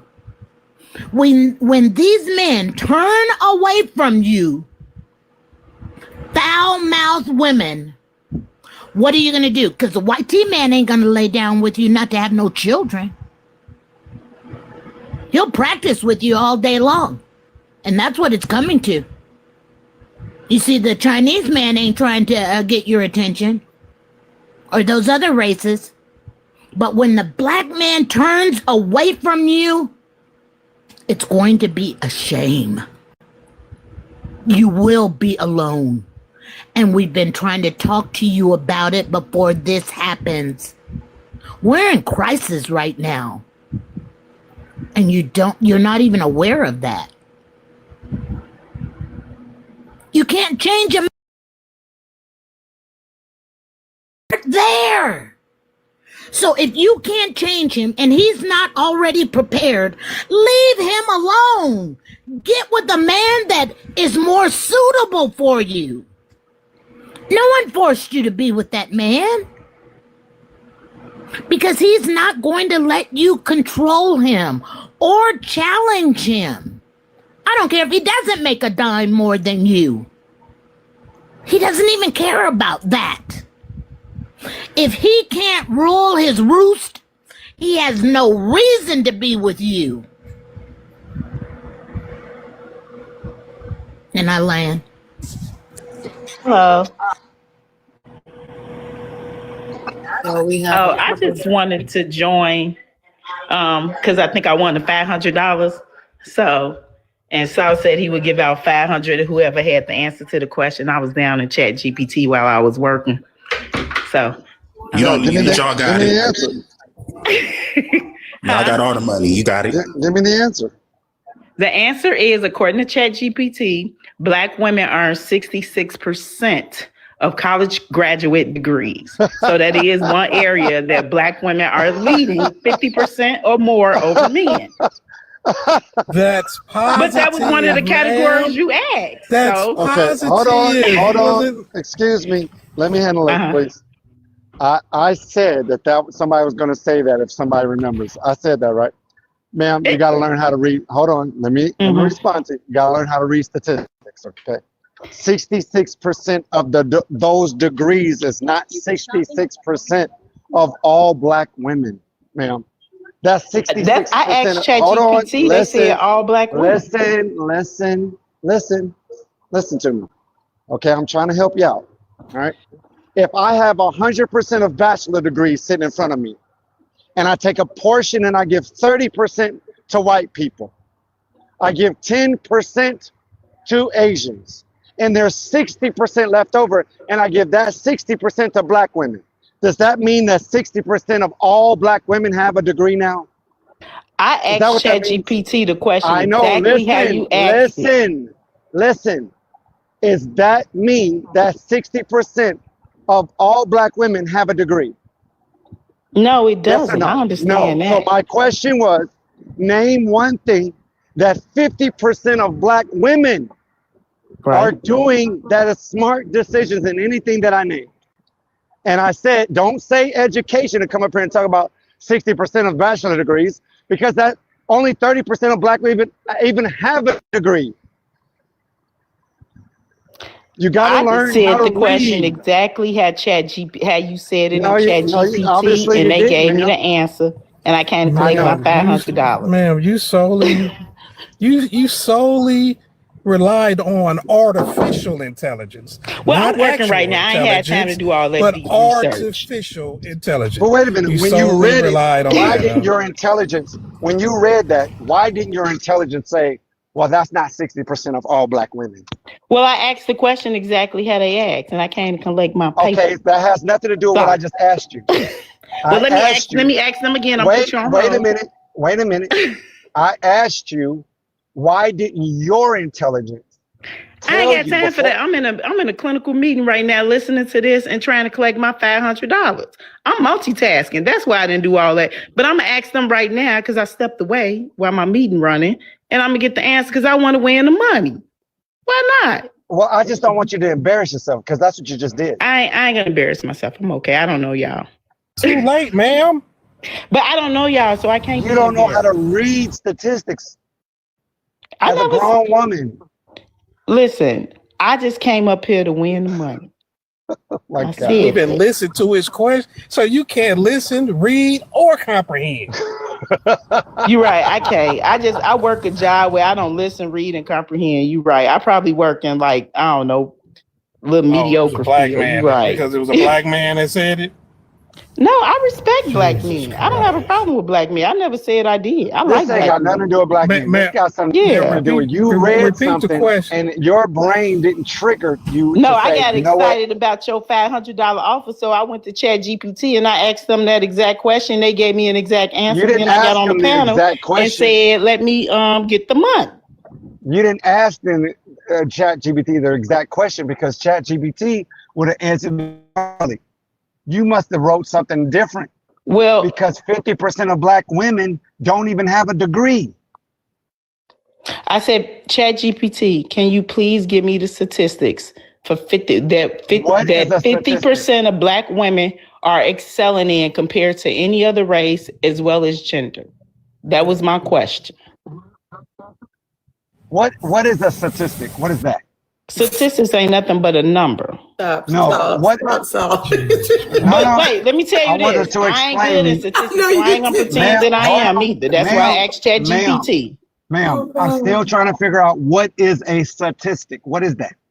I can ask Chat GPT. Give me 1 second. I can give you the definitive Please ask answer. ChatGPT what is a statistic. Don't do that. Let her go find out. Let her go find out. Look. I'm you're not sitting up here catching on. pretending to be great in something No, I'm not great you're at. supposed to catch on. I'm not good at statistics, but I'm good at she's not finding good at answers. statistics. I'm trying to be good at it too. let me know what it is so I can be good at it too, because I don't know what it is. I'm learning how to use Chat GPT very well, so give me a minute. I'll find out and bring you back. Let me know what a statistic is. Go find out and come back and let us all know. We want to know what the definition of the word statistic is. And she is going, so you're so wrong. You're so wrong. These are the women that claim that they're the smartest women in America. Oh my gosh. It's statistics, not D. You going and looking for something?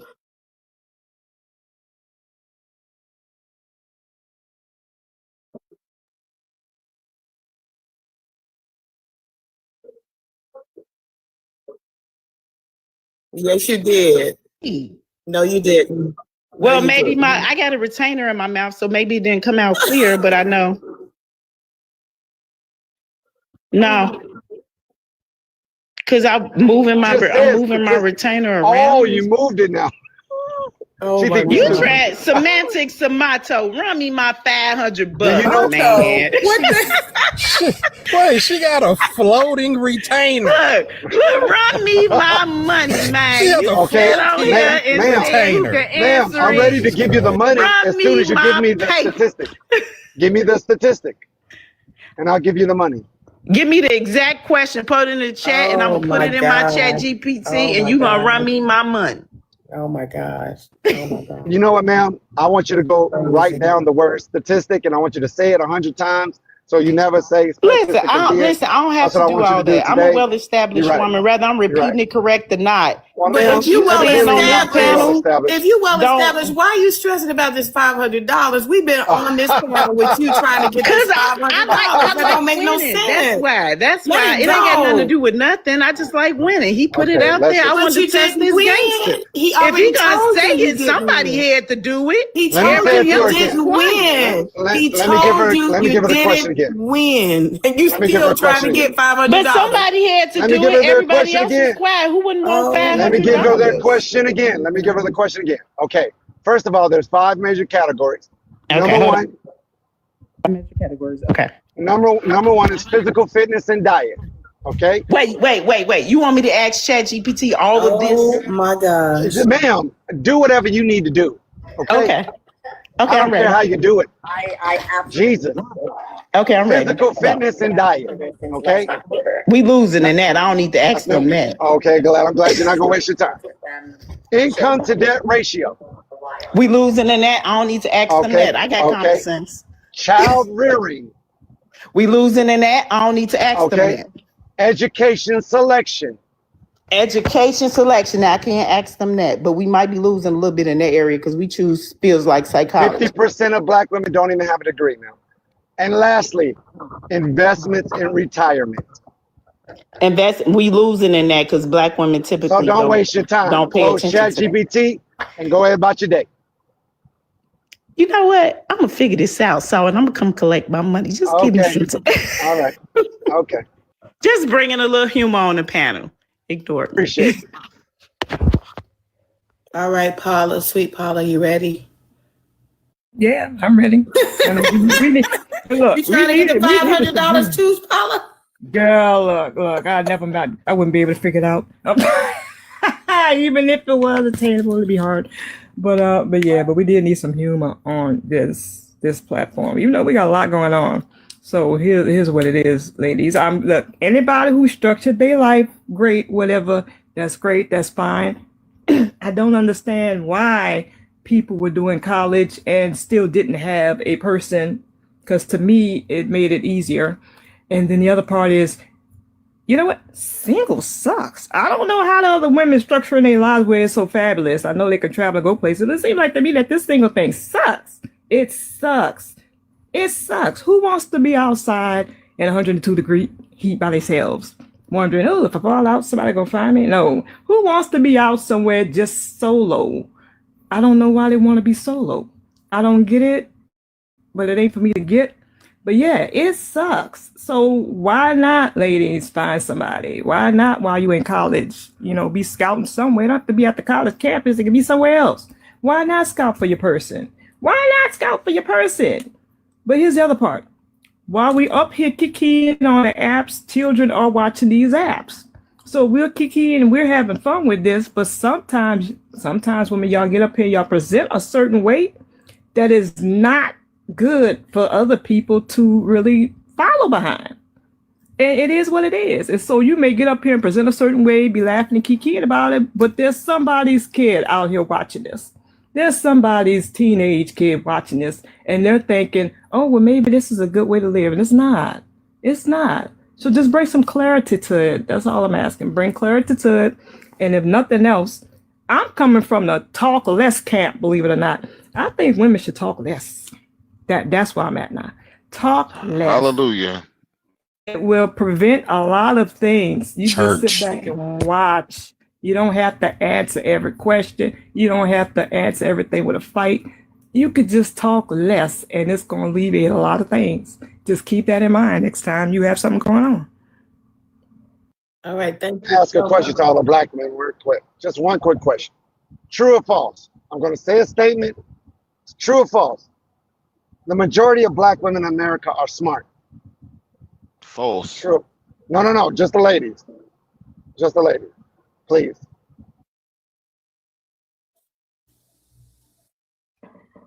You said majority of the black women in America are smart? True or false? I wouldn't be able to answer. I don't know. I know I'm smart, but yeah. Okay, D, before I get everybody else's answer, true or false? The majority of black men in America are ready to be husbands and fathers.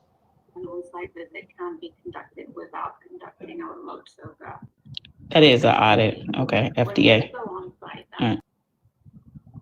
She must not have heard me. D. Oh, I'm sorry. I'm listening. Go Okay, ahead. true or false? True or false? The majority of black men in America are ready financially to be husbands and fathers. I think over a certain age they are. Okay, so let me ask you a question. Why was you able to answer about black men, but you couldn't answer about black women? You say majority of black women in America are smart. Bias. Huh? Yeah, I wouldn't act like I don't have a bias. Why wouldn't I have a bias? So let's be mature and be genuine. Okay, let's be adult. Huh? So give an opinion. If you can give an opinion about black men, you can give an opinion about black women. So, but I didn't say anything negative about black men. I didn't ask you. It doesn't matter. It doesn't matter. You gave an opinion. So, what's your opinion on the majority of black women are smart in America? True or false? The majority of black women are very intelligent in America. I didn't ask that. Are the majority of black women smart? True or false? Is intelligence and smart the same thing? Oh no. I'm asking. That's what I'm asking. Okay. No. Well, the majority of black women, majority of black women are smart. Okay, great. Next woman.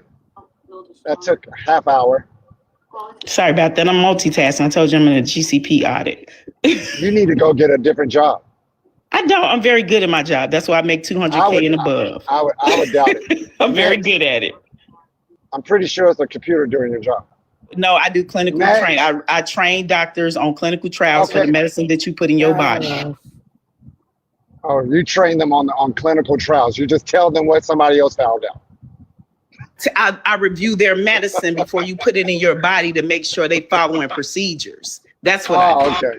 Okay. And the computer couldn't do that. No, it can't. That's why they pay me. Okay. I'm being honest. I didn't go to school for nothing. I'm just telling you, your job might be in jeopardy. It's not in jeopardy. I'm very good at it. I drive a BMW that I don't pay for. They pay for it. I'm being honest. I'm pretty sure you do. I'm pretty sure you do. ChatGPT couldn't do that at all. I'm pretty sure it couldn't. Anyway, next lady.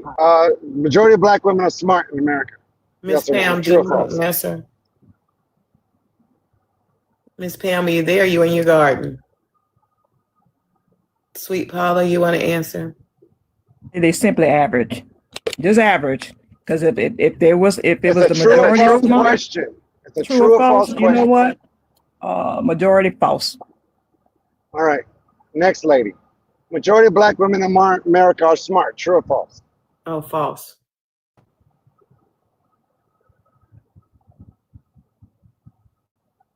So I guess there was only one person that said it was true. Come off mute, Miss Cecilia. She may be in her garden or something because she generally responds. Or doing something for her husband.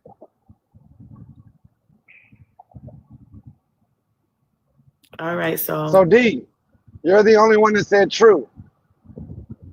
Listen, go ahead. Okay, so tell me one thing that validates your answer. And keep the RCC global team updated. Hold on for 1 second. Coming out of the circus. You need to go to ChatGPT. No, I'm not. I'm putting my computer on mute. I told you I'm in a meeting. Okay, head step to my bedroom. Okay, so what's your question again? I said you're the only woman up here that said it's true. So give me one thing that validates that the majority of black women are smart. Majority of black women are smart because we don't put our kids in foster care when it's a single family home. We figure it out and we raise them ourselves. It may not be the best way, but we still do it. And you got to use your critical thinking skills when you're raising kids. Okay, I just want to make sure I understand. What you said, the reason why the majority of black women are smart is because the majority of them are raising their children in a single parent home. That's the reason why they're smart. No, I say we put in position to raise our kids in a single parent home. We got to be put in that position, right? So when we put in that position, who put you in that position? Figure we use our critical thinking skills to figure it out. Who puts black women in that position? Who puts black women in that Well, first accountability always falls on self. You put yourself in it by who you select, right? So that's not the best decision. So that means but hold on, let me finish. But men are also accountable for that too. You know, no, so okay. It's your body, your choice, right?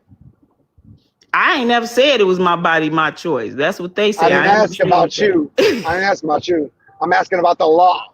The law says it's your body, it's your choice, and whether or not you'll be a mother, correct? Yeah, if that's what the law say, I have to look it up, but yeah. Okay then. So it's your body, your choice. You chose to go and have sex unmarried. That's how you became a baby mama. I'm in agreement with that. I'm not disagreeing with you on that. Well, you're the one who said they were put in that position. Look, I'm a woman. I think very highly of myself. I'm sorry if some women don't move like that, but I think very highly of myself. And I think that black women are smart. Ma'am, you keep using anecdotal evidence. We're not talking about you. We're talking about the majority. So if you say that you're smart, let me ask you this. What is 6 + 6 × 6? I don't know. I got to use ChatGPT. I'm not going to look all that up. That's not smart. That's not smart. Wow. Oh, wow. That's a 5th grade math question, man. 5th grade. Listen, just because I didn't answer right away don't mean I'm unintelligent. Okay, I'll give you an easier one. What's 5 + 5 × 5? Saul, I don't have to prove anything to you. You know that, right? This panel is not about me and you trying to prove something. No, you made it about yourself. You said I'm smart. I only came up here to get my $500. Once the culture. What's 5 + 5 × 5? I came up here getting $500. That's what I told you. My premise was you have coming no on clue, this panel. do you? You have no clue what the answer to that question is, do you? You said what? What is 5 + 5 × 5? I don't know. Jesus. But listen. Here's the deal. I don't have to know. I know how to figure out move past it, okay? Let's just move on past it. He thinks because I don't know 5 × 5 × 5 then I'm stupid. That ain't what that means. Okay. First it was statistic. Now we don't know 5th grade math. My God. Okay. Who said I didn't know 5th grade math? Let's just not go back and forth. Saul, did you have another point? 5 + 5 × 5. You don't know the answer. Now you don't went to your calculator.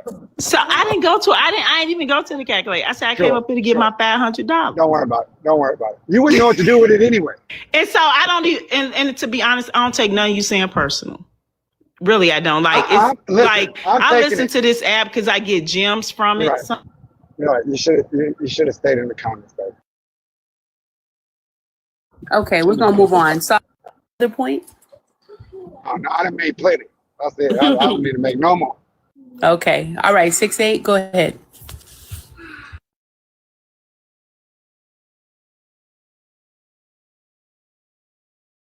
Do you hear me, or are you doing something? We're an open panel.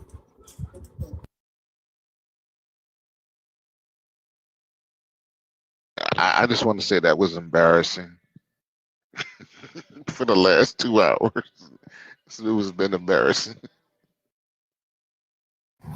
You know what, bro? I think the only hope, and this is such a stretch, the only hope that they have is to become obedient wives. Voluntarily become obedient wives. That's the only chance they have, bro.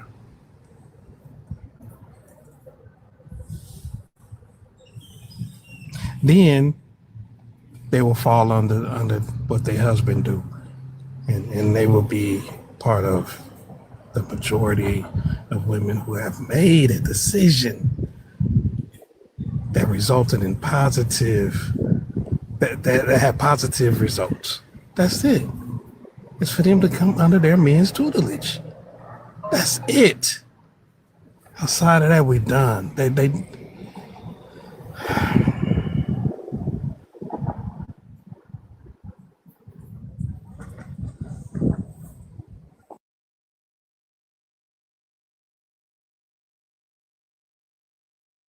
Everybody, if you go to all these panels, everybody arguing back and forth.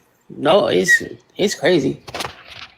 I feel like if you single, stay single. If you married, stay married. If you have a good marriage. I will say that there are by far more smart, more intelligent men that get on these panels. What are the chances of finding each other? I'm sorry. Like, what are the chances of finding? Okay. Make sure to go do your book of homework. Miss Me, I'm gonna say this right. I would not tell any man to deal with this trash that I see that comes up on these panels. No, not at all. Absolutely not. No. Nope. Not at all. And the older ones are the worst. You would think it was the young girls. The young girls ain't even as bad. It's the older ones that's the worst ones. I heard a 76-year-old yesterday that gave the worst advice I've ever heard in my life. She told a young chick, she said, go out, date everybody. She said, it doesn't matter about anything else. Don't care about what nobody else says. Yeah, I heard that. I was like, what the? Yeah. That junk is crazy to me.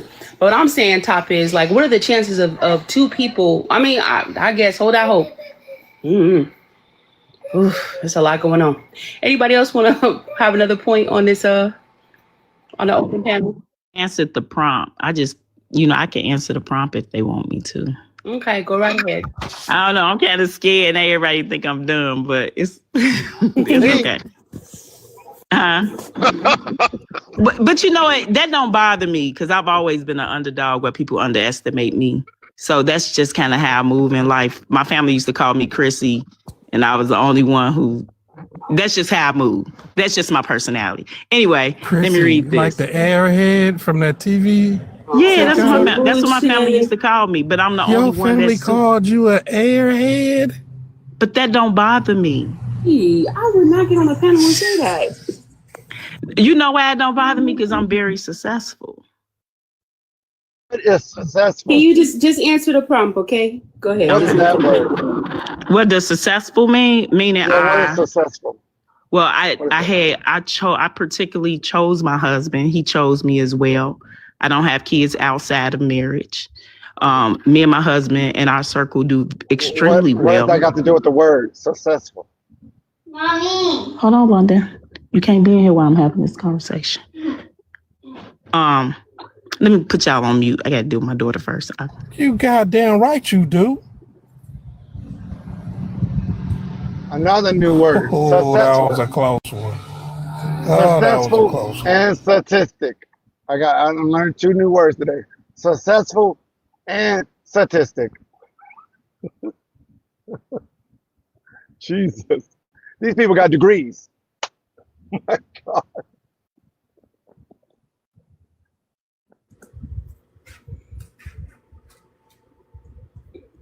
All right, guys. Y'all want to make anybody else want to have another point? While I'm at it, I just realized I haven't answered the prompt either. I'm not looking at my phone. Could you read it to me, please? Can anybody read it? I can't see it. I'm sorry, y'all. This lost me. Okay, wait. I can read the top part. You got it, Miss Paula? I got it. Okay, thank you. If you consider yourself to be a leader, then why are you selecting women to be your mate who don't listen to you? And then there's a separate question. Black women, what would make you listen to a man and be willing to be led by him? And it says somewhere we have a miscommunication issue. Take it away, Solo. Okay, you said if you consider yourself to be a leader, then why are you selecting women to be your mate who don't listen to you? I'm assuming, and this is just an assumption because there's no statistics or studies behind it, but I'm assuming that the woman played a specific role in the beginning time when they were courting. And once she got the wedding ring and she got the title wife, that's when she showed her true self. I think this is the majority of the situations and circumstances in relationships. And unfortunately, that's why men wind up with women who don't listen. And not only that, the United States of America government has taken away all means for men to be able to enforce rules and regulations in their house to their wives or their children. So basically, they're just there to fund all of the dysfunction. And what was the last part? Part is, let's see. Oh, the other one part was for Black women. What would make you listen to a man and be willing to be led by him? Money. That answer is easy for everybody. It's money. Women, majority of Black women are paid to do certain things. That's the only way they'll do it. They don't even want to raise their kids without being paid to do it. If she's not going to get any money from the baby dad or money from the government, she will drop them kids off to somebody, or just unalive them, strap them to the back seat, drive the car off into the river.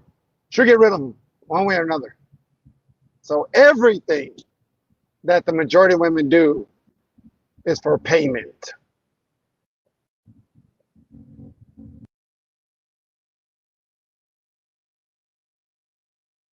That's the answer. Transactional. Whores. Oh my gosh. One solution. All right, y'all. We're an open panel. D, whenever Okay, I'm back. Are you back? Okay, go ahead. Yeah, I'm back. Okay, so if you consider yourself to be a leader, then why are you selecting women to be your mate who don't listen to you? I think that may come from unhealed trauma, as someone mentioned earlier on in the panel about not, your relationships sometimes reflect who you are. So if you have a lot of unhealed areas, maybe with your parents or whatever, you may look for a mate with similarities. That's just so the goal is to identify that you are unhealed, go take care of that and go get counseling, heal yourself, and then position yourself so you can attract someone that will listen to you. Because the women I'm around, of course, they all are married, so they listen to their husbands. But, so you just have to kind of position yourself, if that makes sense. Okay, give me 1 second. I'll put this on. Okay, that's all I got. I'm sorry I'm multitasking, but I wanted to answer that.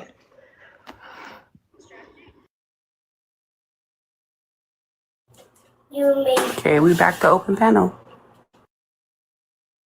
I'm gonna add this part. Women listen to the men that they admire and the men that they actually like. And what I'm finding is that there are just a lot of women that don't like men. They don't like them. They don't like their ways. They don't like certain aspects of them. So they just denounce the whole group, which really they shouldn't. But it will never work out. That woman has to admire you to listen to you. Or she's not going to listen to you. She's not going to hear you. She's not going to listen to you. She's not going to be compliant. She's just not going to do that. See, you can pretend to do that, but then that wears out when you don't even like the person. So that's what people are looking at. That's what men are facing right now. They got women that's going to go out there. They're going to do that performative thing, but they actually don't like men. So in the long run, that's going to be messed up. Now, when women realize that, they can work on that with themselves and not entangle men in the nonsense with them. But as long as they don't understand that basic part of it, they're going to keep going on out there, dating, get married or what have you. And then they're going to find out that they don't want to be there. So women got to know themselves so that they don't entangle men in these catastrophes. And in that way, the man that is tangled in your catastrophe, he can be free to actually find a woman that likes men and is willing to be with that program.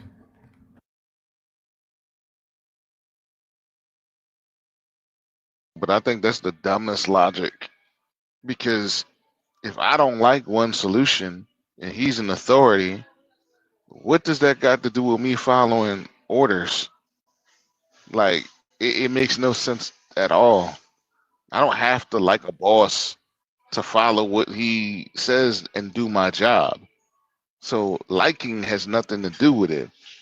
You're in subjection to men.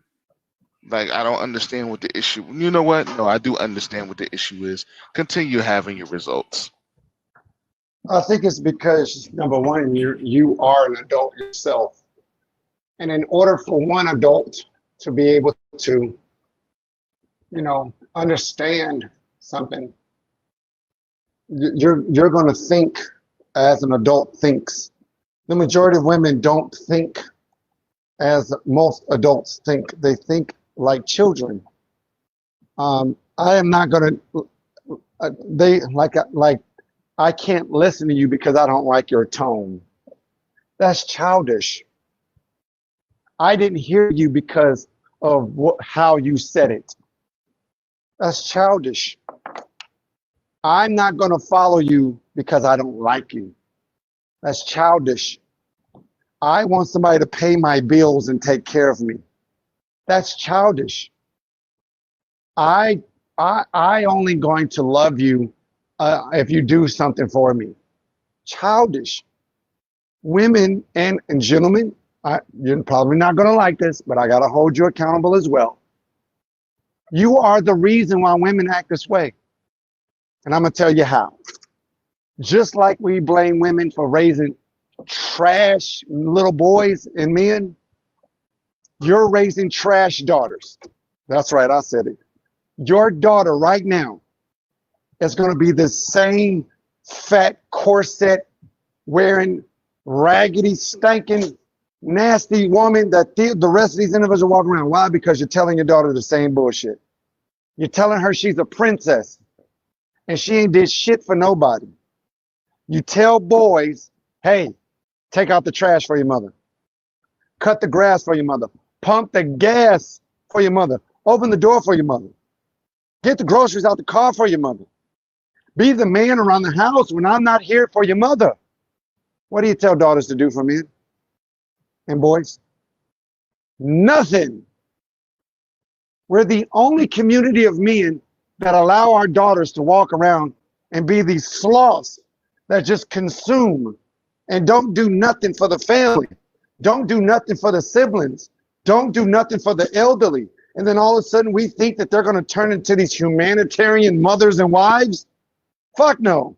And that's the reason why they look at men weird, because they want their men to act like their daddy. Why? Because their daddy told them some toxic shit. Well, he ain't a real man and he don't love you unless he treats you like your daddy. Ain't nobody about to get this fat ass little girl what you gave her. Ain't nobody about to tell this little fat, raggedy, selfish piece of trash that she's a princess because you did it. Daughter walking around sticky stomach ass, smelling like wet pennies all day, wiping from the back to the front, doo-doo in the cuckoo. And you think that the world is supposed to treat her like a queen and a princess because you made her? No, we raise terrible daughters just like they raise terrible sons.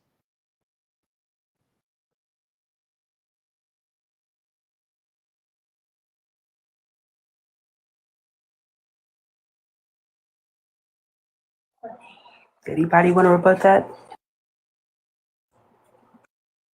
No, you don't need. You can't rebut that. You only add to that. The fact of the matter is that these women were they've been so overly stimulated on fantasism.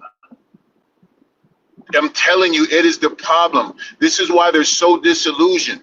And the only way that we reset this is that men have to lay down, and again, for the 50th time, if you're going to get into a relationship with a woman, and most of these women you have to assume have unresolved psychological issues, you have to establish the grounds for communication and the thinking. You got to do it as a man, so you have to be in your right mind, and it's going to take that type of acuteness. You can't get around it. And if she's not willing to stay in that field of study and to develop the relationship and herself in that manner, then she's not a woman that you want to be around. It's just having a conversation with a friend of mine. You can't just, and this is why it's so, see, they call biblically, they talk about fornication, right? But that's on that type of term. But here's the reality of it that has nothing to do with Bible, because it's sewn into the fabric of the country and into individuals. And here's what I mean. Once you start to go and you start to run your peen all around a society, and it's just a thing. So when you run your peen around society with a bunch of mishap, and women allow it, and you create all these children, which is most of these children are born generationally after generation after generation of dysfunction.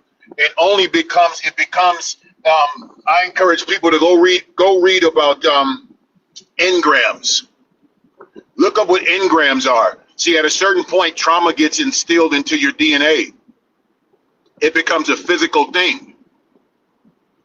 So if you have people witness so much trauma over these years and years and years, and then you couple that with dysfunction, et cetera, and you throw smugs in there and negative imagery, this is what we are. This is where we are. So these women have to be completely retrained out of this stuff, man. This is clinical. So you can go into a relationship believing that these women are on their right mind if you want to. Many of these women are very smexual, and I say it all the time. You'll think I'm be joking. These women are overly smexed. I'm telling you, they're driven by it. You can say what you want, and a lot of y'all get convinced that they're not. I know what I'm talking about. And if I really wanted to get down to it, I could take the time to prove it over and over and over again. I'll land.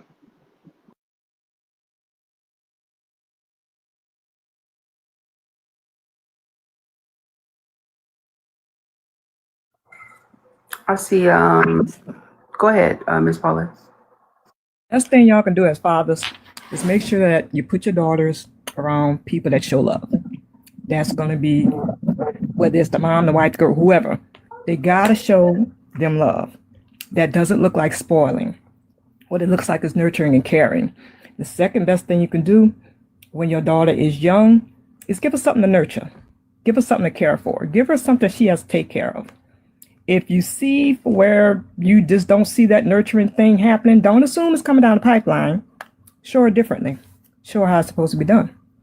Sometimes it's something that has to be worked on. It has to be exercised. It's not just something that just needs to be there. They actually have to work on it. And simultaneously, be kept away from people that don't do the thing, that don't nurture. Because what you don't want them to see is the alternate way of living. You don't want them to know what it's like to not be nurturing. What does it look like to not be concerned about people? You don't want them exposed to that. Now, not too close. They're going to see it from the world, but not too close. So don't think in terms of spoiling, because no, you don't need spoil your children. But you got to show them the other parts. And it's got to look how you would expect. Even though you're a man and you're a father, it's going to have to look a different way coming from a girl. And if the mom ain't doing it, you need to do it. You got to step in and do it. Here's what I say is that one of the biggest things that I think we always have to realize, you have a responsibility to deliver the clear message. See, you're not responsible for people's level of comprehension. See, if you want somebody to listen, then you have to make sure that your message is people can uncode it, and in fact that it's no code to it. And if they don't have the ability to understand and your message isn't curated, then therein lies the problem. Because see, when the message is clear, now you can, like, if somebody immediately talks about that, we got to drill down in your level of comprehension, man.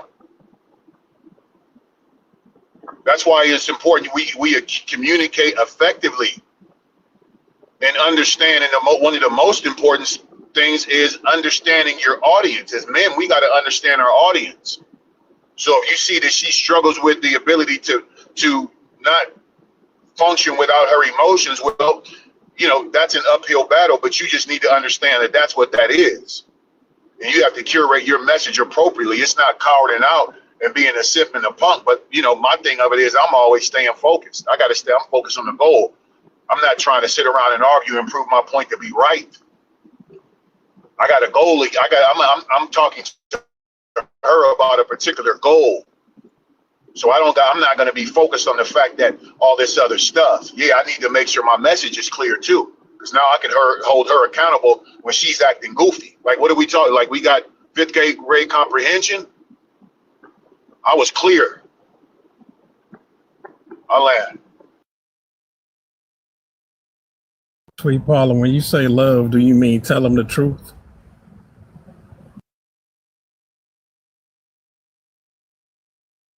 truth, but you got to deliver it to them in a way where you imagine if they were grown, how would they deliver truth to their husband?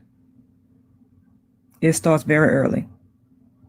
So you teach them ways to do that. And you keep in mind that they will one day be an adult, and whether you're a dad or not, they may one day emulate you. And how is that going to come off to the other person?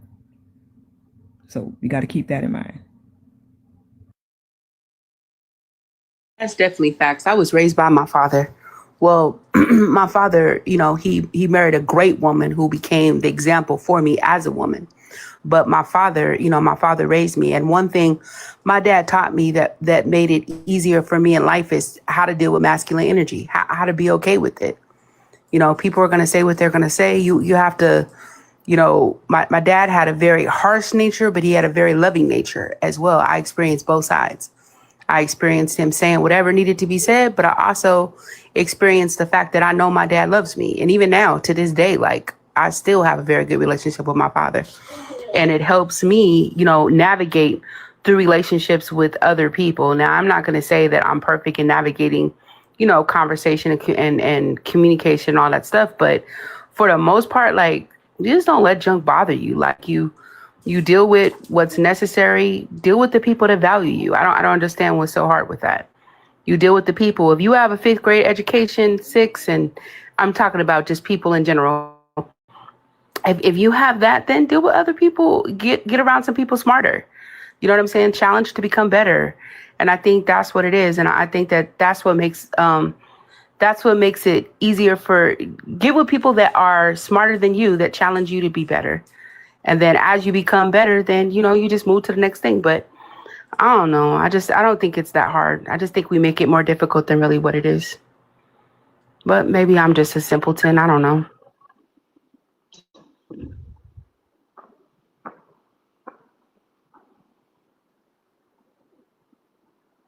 You wanted to say something, 6? Yeah, well, I would just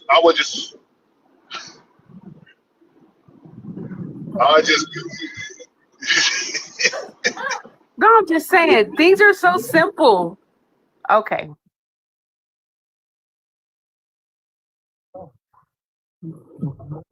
No, that is for imbeciles. Okay. Idiots. Well, I'm not. That's what a simpleton is. Yeah, I'm not. Yeah, there you go. Thank you for taking that back. I feel better now. I take that back. Go ahead, 6. That don't even apply to you. So, but I think like it's so much like Taco talks about it though, man. Like everything isn't been set right, man. Like, but I know one thing. Far as our level of men, why I say that we have to be righteous in our affairs and make sure that we do things the proper way in these situations and not lie and be deceptive. Because see, the only way, this is how we're going to take our power back. This is how we can sit down and make things this is why we can insist that things make sense to them. This is how we can insist emotional control. Because see, I think they have to understand that we're serious. I don't think you can really make the demands with these women if they don't see a level of sincerity, which translates into your actions and my actions of being upstanding and being true and real with them. I don't think we could like this. I think it's unfair we can ask that unless we do that, because there's no possible way I could making these demands of change, which we should be making these demands of change with these women, because again, they're out of their minds. So if we're going to insist that change comes, then we have to take our side and our responsibility. And that just means being upstanding. If wherever you are with it, it's just wherever you are with it, that's fine. If you just want to smash once in a while, that's fine. You don't want no woman. But if you want to be with her, then you just have to make your intentions known. It ain't playing games and having no other women on the side and none of that, unless that's spoken about. And that's just being honest about it. So I'll land right there. But that's how we take our power back as men and get these women out of delusion and world, get them out of this Bible and this Jesus stuff.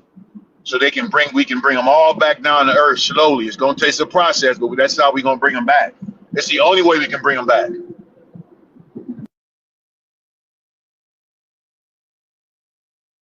I said that the other day, Six, to somebody. Because, you know, you say it all the time. And so I was being funny. And I was like, we got to get these women out the church. They was looking at me like, what? Go ahead, One Solution. All these white ladies up in here talking about stay single, stay happy. And it's another white lady up in here with an opinion. What they... Leave us alone. Please. Just go mind your business. You can clearly say black men. Get from here. Hey, you know what, Six? I think we need to make it a capital offense. Like a class A felony to wear wigs and lashes.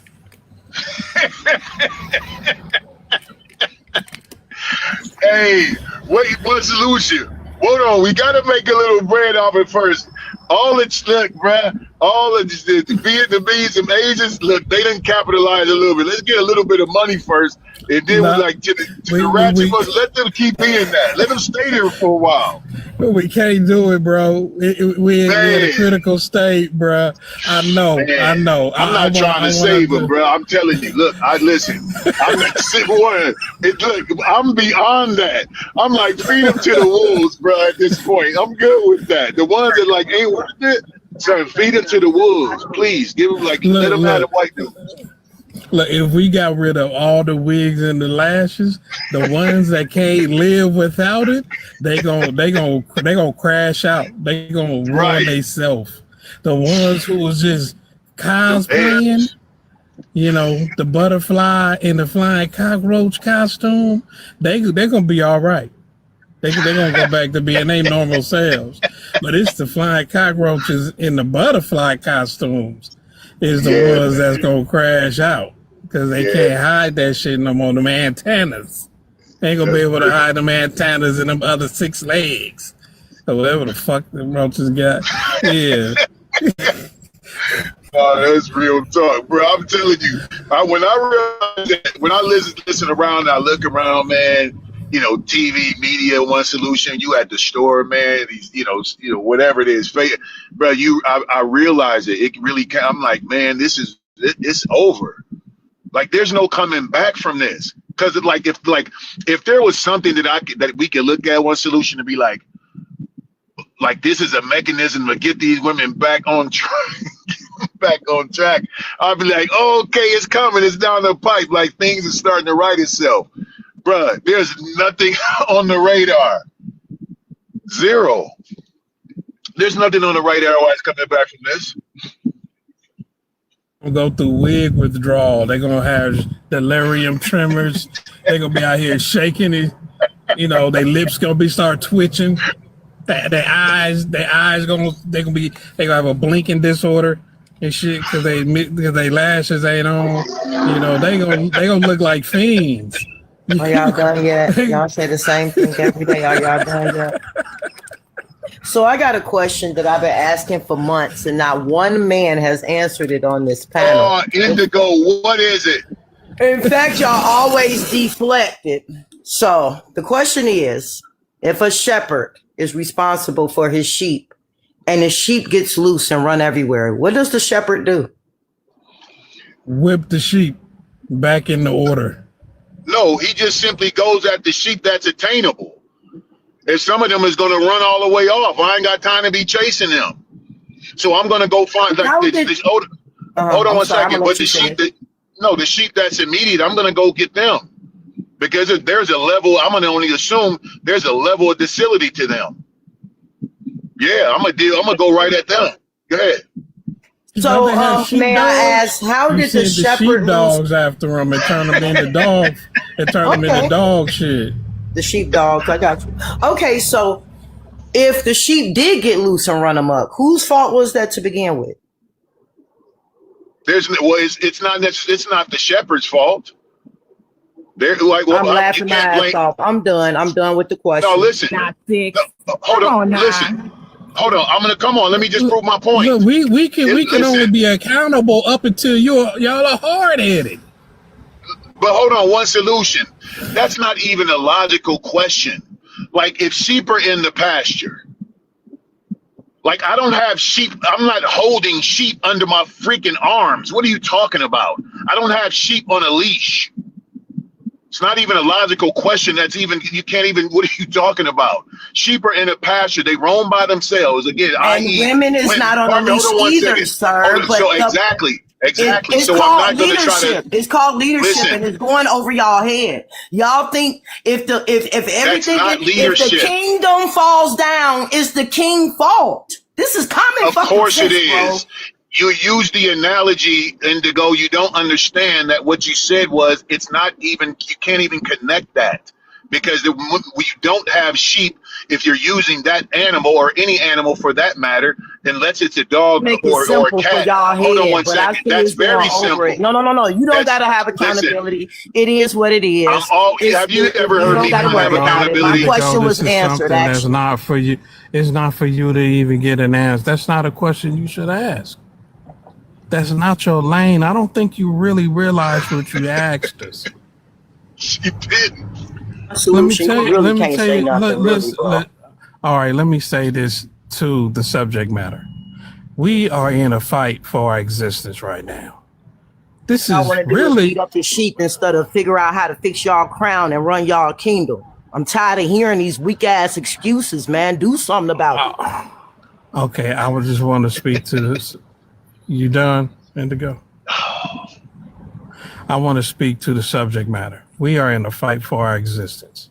Okay, it may not be obvious to some, or it's really not to be obvious to some, but that's what we're doing. And I could go a little. I could. Man, thank you. I could go. Look, I could go a little extreme. On a battlefield, if the captain say, take this hill, and they get in such an engagement where a couple of people start to run the other way, and he tell them, hey, go that way, do you know what that captain has to do if they don't turn their ass around and go back up that hill? They have to cease to exist.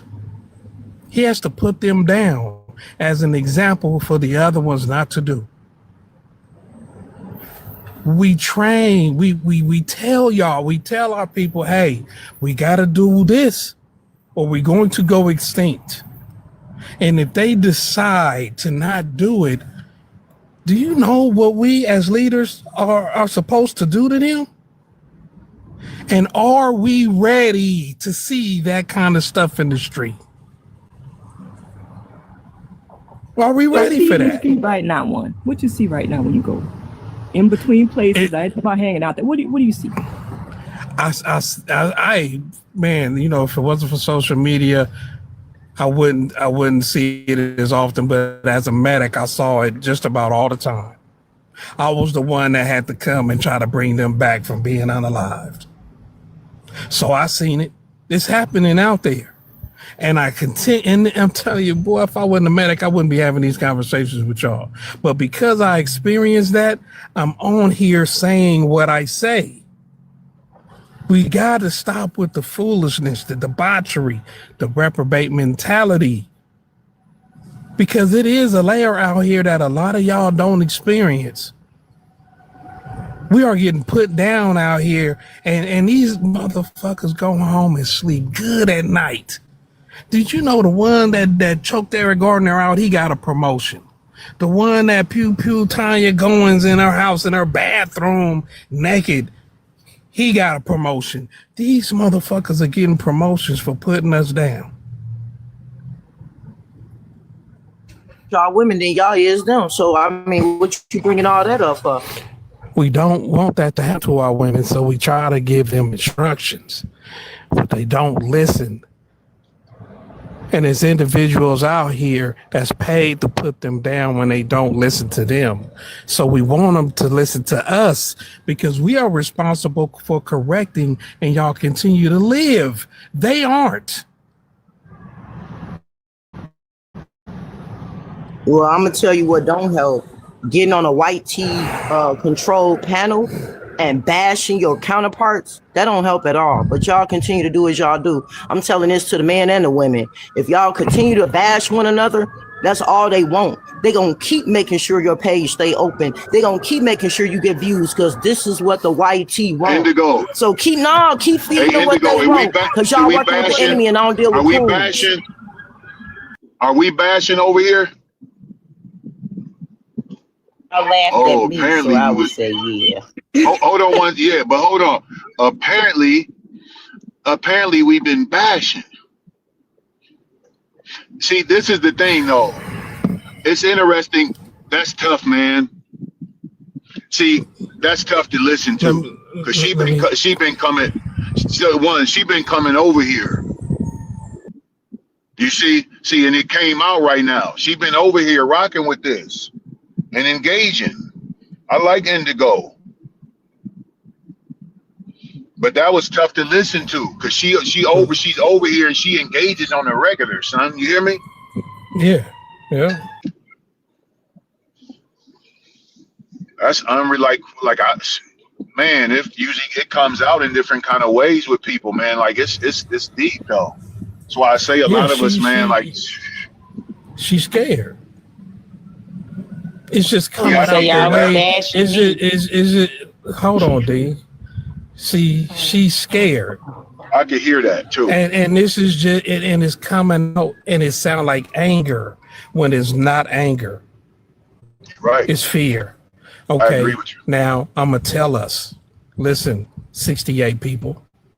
Women, stop opening your legs if that man cannot show you a unity badge, which means he has united with the other men in an effort to protect you and the children. Don't even talk to him. First time he say, "Excuse me, ma'am, you're very beautiful. Can we exchange info?" Tell him to show you his badge. Don't even talk to him. Gentlemen, you do the same thing. Ask them, hey, handsome, I see them gray sweats. Show me your unity badge that you have united with other whose job it is to protect you and the children. Stop giving them dick, gentlemen. I have. Stop it. Now, fucking is that damn serious? We will do what's necessary to earn it. Earn, not deserve.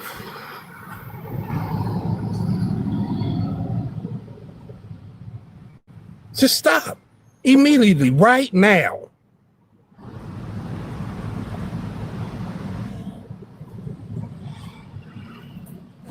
Their fear is coming from not being able to say no. Okay, let's get all this straightened out now. It's not from Miss Asia, did you say not being able to do what? I didn't hear the last part you said. Say no to laying down with a man that's not that you're not married to. That's their fear. I've heard them say it to me. Them too. They say, it don't Miss matter Asia, if it's your husband or your wife. They say, Miss Asia, unite with if each we- other. Listen, they say, Miss Asia, if we don't do it, he'll leave me. Do you hear what they're saying? If we don't do it, he will leave. The women are in a desperate situation. The men are too. If he don't do it, then they'll call him GA, you know, the other letter. That's the fear. That's the fear. Listen, let me tell you, and then I'll land. Every father that has a son, and I mean every last one of them, does not want his son to be GA. He'll stay awake at night. He'll watch him. He doesn't want to see those tendencies. They promote going to bed with these women when they're little. And the women the same way. They don't want her to remain in the house with her and her husband. So if they put her out to get a man So she gets a man that she's not deserving of. She gets a man that she doesn't like. She gets a man that she doesn't know. Same thing with the man. We've got to start from the beginning. We've got to teach that going to bed is a sin.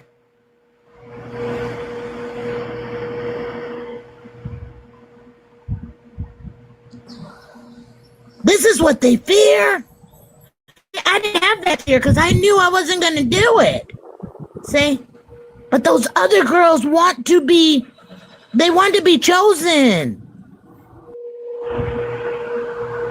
And the boy wants to get it in for practice. He wants to know that he knows how to do it.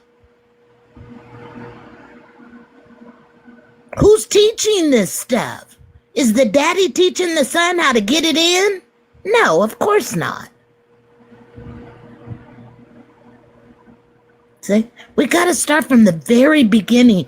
And it's going to be a hard pill to swallow because we're ashamed to talk about the human body. See, where other nationalities are not. You know, when I first got out of med school, I asked my doctor, why is it so difficult for men, black men, because my doctor is black, to come in and get examinations? And he said, he looked at me and kind of half smiled. He said, because they don't want us to see his junk. You're ashamed of it.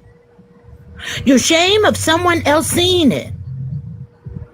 Now, if you can't let a doctor examine you, what do you think is going on in the real world? No, listen.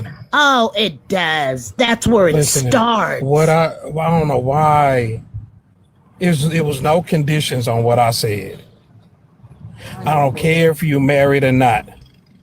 If you are not uniting amongst other men to protect our women and children, women, if you are not uniting amongst other women to support your men in this, stop fucking. Just stop it. There are no conditions.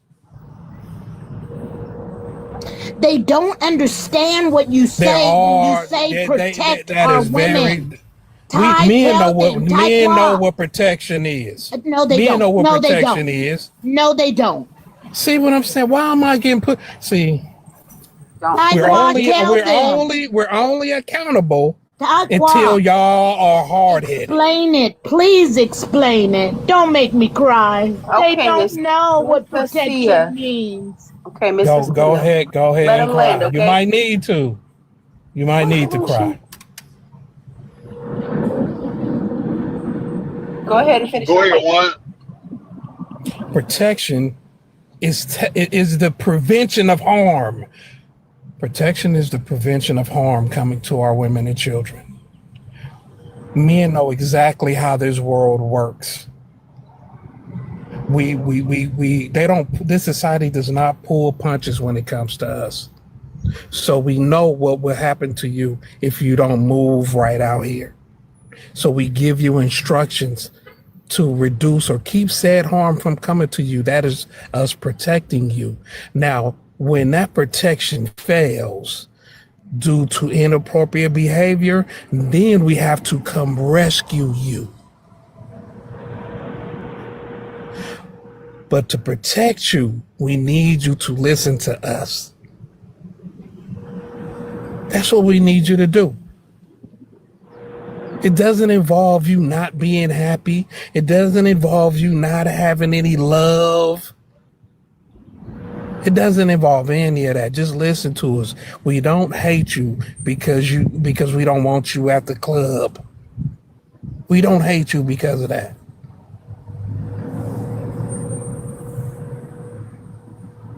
Hey, one,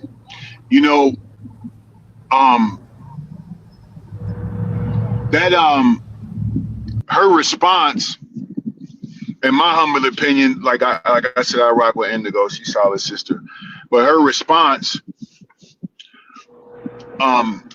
like that was a build up. That came from, as you mentioned, which was brilliant. It came from a place of fear because of the level of expression, right? And because it was a buildup. See, that was a buildup. And listen, let me just tell you what's being said here.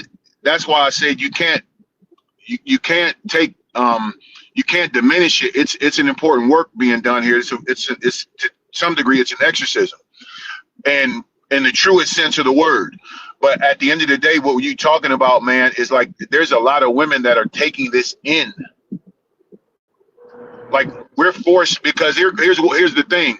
See, it's literally, for the lack of better terms, it's being force fed to them now. They got to take this. And they didn't have to take this before. See, they didn't really have to take this type of information coming from men before. They never had to process it because, particularly in mass scale like this and on a mass form. So it's difficult to ingest for many of these women. That's why that was a crash out to a degree. Because my thing of it is, if you really felt that way, you would have stopped, and that was it, right? Like if you feel as though we're bashing over here, like you would have just cut it out. But that was expression that needed to surface. You see, so we just got to deal with this kind of stuff, man, and understand like, is it these women that taking this in? They get off these panels for real talk, son. They can say they don't, but a lot of these women take this in. And the reason why they take it in, because they take it in at high levels. A lot of them in this on all day, and they got to listen to this. They take it in, but they like, it's a build. You feel me? You understand what I'm saying, though? This behavior that we was taught by these beasts, it was beat into us. And then it was doubled down on us every generation after that. It was given to us through pain and suffering, and then doubled down through our parents, generation after generation after generation to today. It's going to be a bitch purging that behavior from our minds. It's going to be hard. It's going to be tough. I cry inside often. But I had to purge myself of a lot of this behavior, and did it alone. Very little help. And we here for y'all. When you need to purge that, we here. Let it out. Cry it out. We're here. This is why men have to be so solid so that you can lean on us. That's what we're here for. This is why we can't let you see us cry. We do. We just can't do it in front of y'all. You can cry in front of us at any point in time you need to. And we gonna hold you up. We gonna wipe them buckets from your nose. We gonna wipe them tears. But if you gotta cry, go ahead. We're not gonna think any less of you. That's our job. And once you stop crying and take your nap and wake up, you'll be just fucking fine, and we'll do it all over again. We have to purge this beast mentality that was beat into us over generation over generation over generation. And that's just what needs to be done. We don't have a choice in the matter. There's no other way to get rid of it.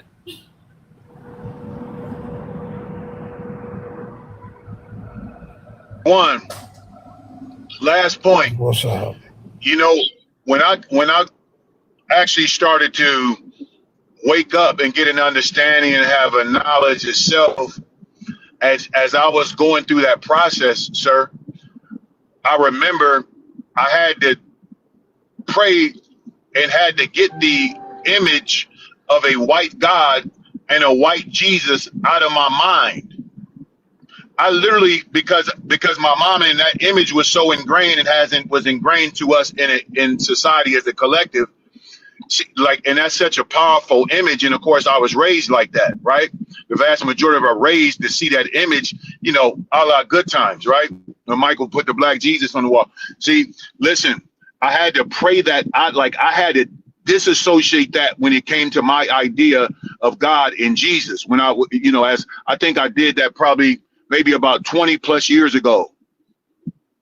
So when I see that image now, and I see it's laughable, and when you understand the etymology of the image, etc., you realize how conditioning, how much engineered you've been made to believe, and how off track you are, right? So I said all that to say it's literally that's the type of thing that has to go on with these women. That's why we could understand one of the principal enemy, in my humble opinion, outside of the little hats, is the black preacher. He is the worst because he keeps the people's heads in a cloud about this ethereal world. So they don't go out of there and deal with the reality of today. Doesn't equate. They don't see they don't see the devil as the white man. They don't see that.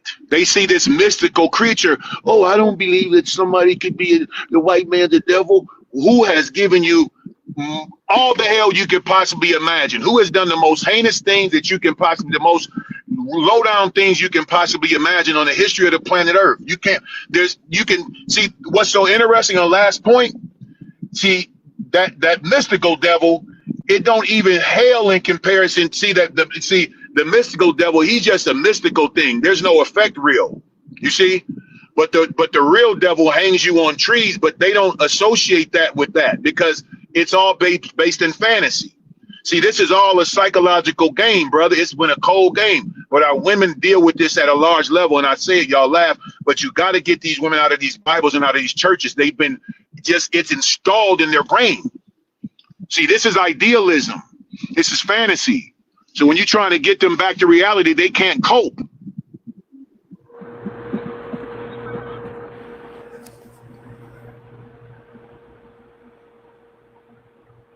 We're not going anywhere, black woman.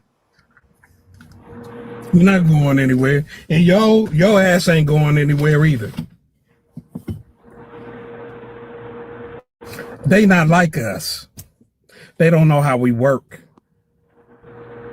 We are a unique group of individuals. We're nothing like them. We don't have fur and tails and sun intolerances. They all relate to each other. We don't relate to that shit. I don't give a fuck how many wigs you put on. You don't relate. They can't relate to you. We are all we have. And we're not going anywhere. Can I say Matter of something? fact, they're gonna make sure we stay together. Okay. They're gonna redline us into the same communities and neighborhoods. That's what they're gonna make sure we stay together. So we are all we have. We are all that we are in proximity to. So either we're gonna do this together or we're gonna go extinct together. We going to fix us or we going to go extinct together. There's no other options.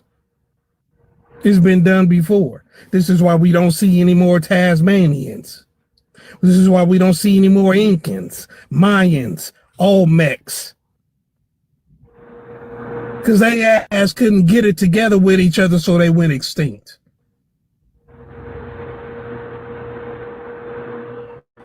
Go ahead, Miss Cecilia. You know, I want to salute you for the way that you explained the protection. The women don't even know. Well, I'll just say some of the women don't even know it. They don't know what you're saying when you're saying we're here to protect you.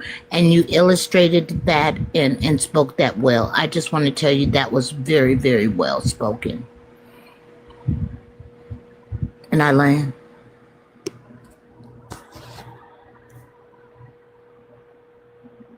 Men and women having a good conversation. Oh my goodness.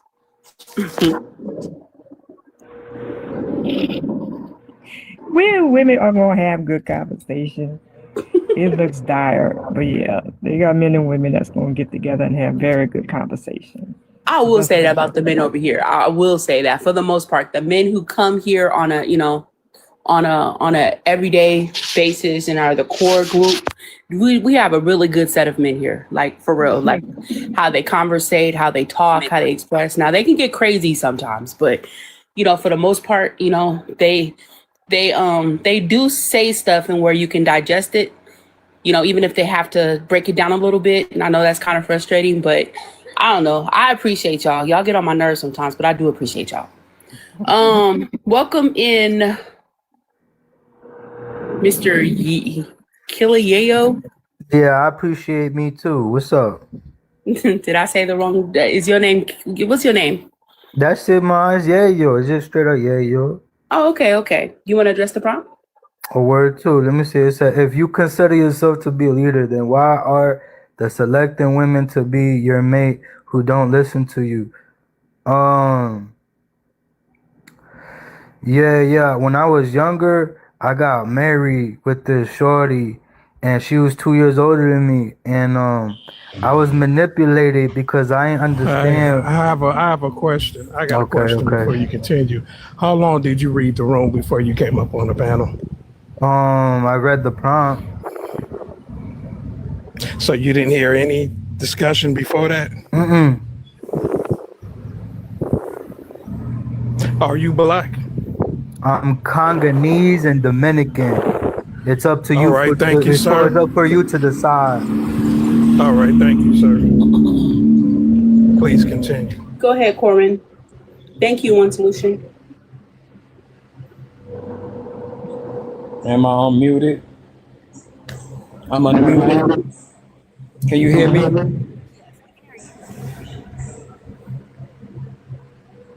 Oh, I love black women. You know, I hate what's going on today. You know, we tend to use one bad experience in a couple of bad experiences in relationships to govern the outcome of our destiny.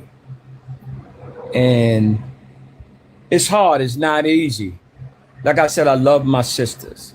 I have respect for them, but a lot of them don't even have respect for themselves. And I hate to see that. I can't judge them. I'm trying to learn whoever I be with. It's not easy going from woman to woman to woman to woman. It's not easy. I have needs, but I often say my needs won't be met by this particular woman. You know, arguments just come out of nowhere. I'm like, how did all of this start? Being misunderstood most of the time. We as a black man, I'm keeping it on me, have been misunderstood. I feel like not respected, often rejected. But women are beautiful creatures. I love them, and I'm not going to give up. I'm just saying I'm going to slow down. A lot of men are now, they're just slowing down. You know, some people just move too fast. Women move too fast. Men can't go as far as they would like to with women. Women have that power to say no. And you know, I love the audience, the comments. This is a great show. I haven't been in a show in a while, and this is a real good one. And I want to say, black women, stick together. Don't rebel against your man. You got sons out there that may go through that. I got daughters out there. I don't want them to go through what men going to put them through, because a lot of men feel like a lot of them ain't no good. That's just my feeling and opinion. Thanks for letting me share, y'all. Hey, let me, that's peace, Corwin. Hey, Corwin, let me ask you a question, because you said a couple of things. You said you was disrespected, you was misunderstood. Yes. Yeah. Did you evaluate your communication skills and your abilities? No, I was hurt. I walked in on her. I think she did it to get me mad or something, jealous. Oh, but she hold on. Not to jump to that point, but I'm talking about okay. In the beginning, how do you feel as though your communication was? Do you feel like you're a good communicator? No, I provided. I'm a provider. I'm a man. I got to provide for my family, her, whoever I'm dealing with. I like to give. I'm a giver. I like to give. Some men don't like to give. They feel like it's wrong giving to the wrong woman. I understand that. I need you. I need you to tie me into. Yeah, I need you to tie me in. So if that's the case, and that's fine, sir. But how does that tie into your skill, your oratory skill, your ability to communicate with your women in the past? How does that tie? I don't talk. I don't talk. I just do. I said I'm gonna leave this woman in my mind, and I left her, and she wondered why. She came after me, was chasing me, to come back, and I didn't come back. I didn't tell her why I left. I don't talk. I just do it. And So you said you. The reason why I'm asking because you said you was misunderstood, which is essentially you're saying like. So based on what you said, don't cheat on me. I asked her. I said, "Are you dealing with these men? The fathers was coming around." No. I'm not talking about. Son, listen. I'm not talking about that. I'm talking to you about your level. I'm really talking about your level of communication. Because you just said it. You said you don't talk. Like I don't know that you can expect and be in a healthy relationship with a woman and not be able to converse with her intelligent. No, but I didn't expect that. What do you mean you didn't expect what? I didn't expect her to do things behind my back. No. Look, let me go on mute. I don't think this is connected. I appreciate the opportunity, sir. All right.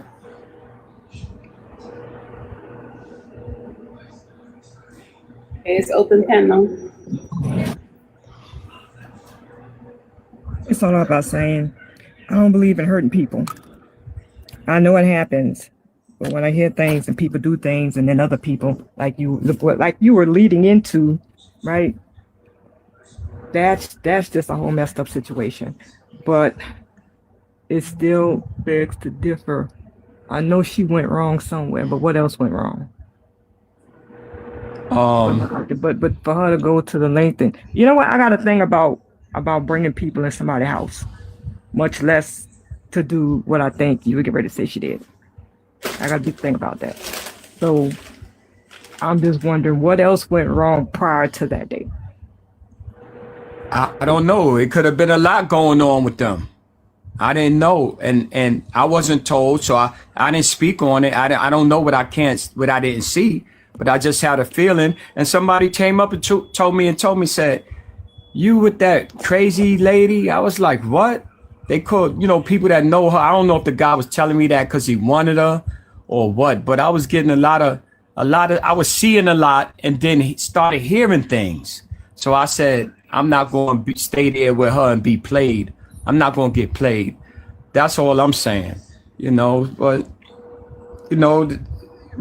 some women are like that. They cheaters. And, I said, now when I go into relationships, I try to just be careful. I don't jump too fast, I'm not wasting my time. That's what I told her in the very beginning. I said, please don't waste my time. I told her this 3 times. I said, if I'm here with you, I'm down for you, whatever. You know what I'm saying? And I told her, please just don't waste my time. And she wasted my time. So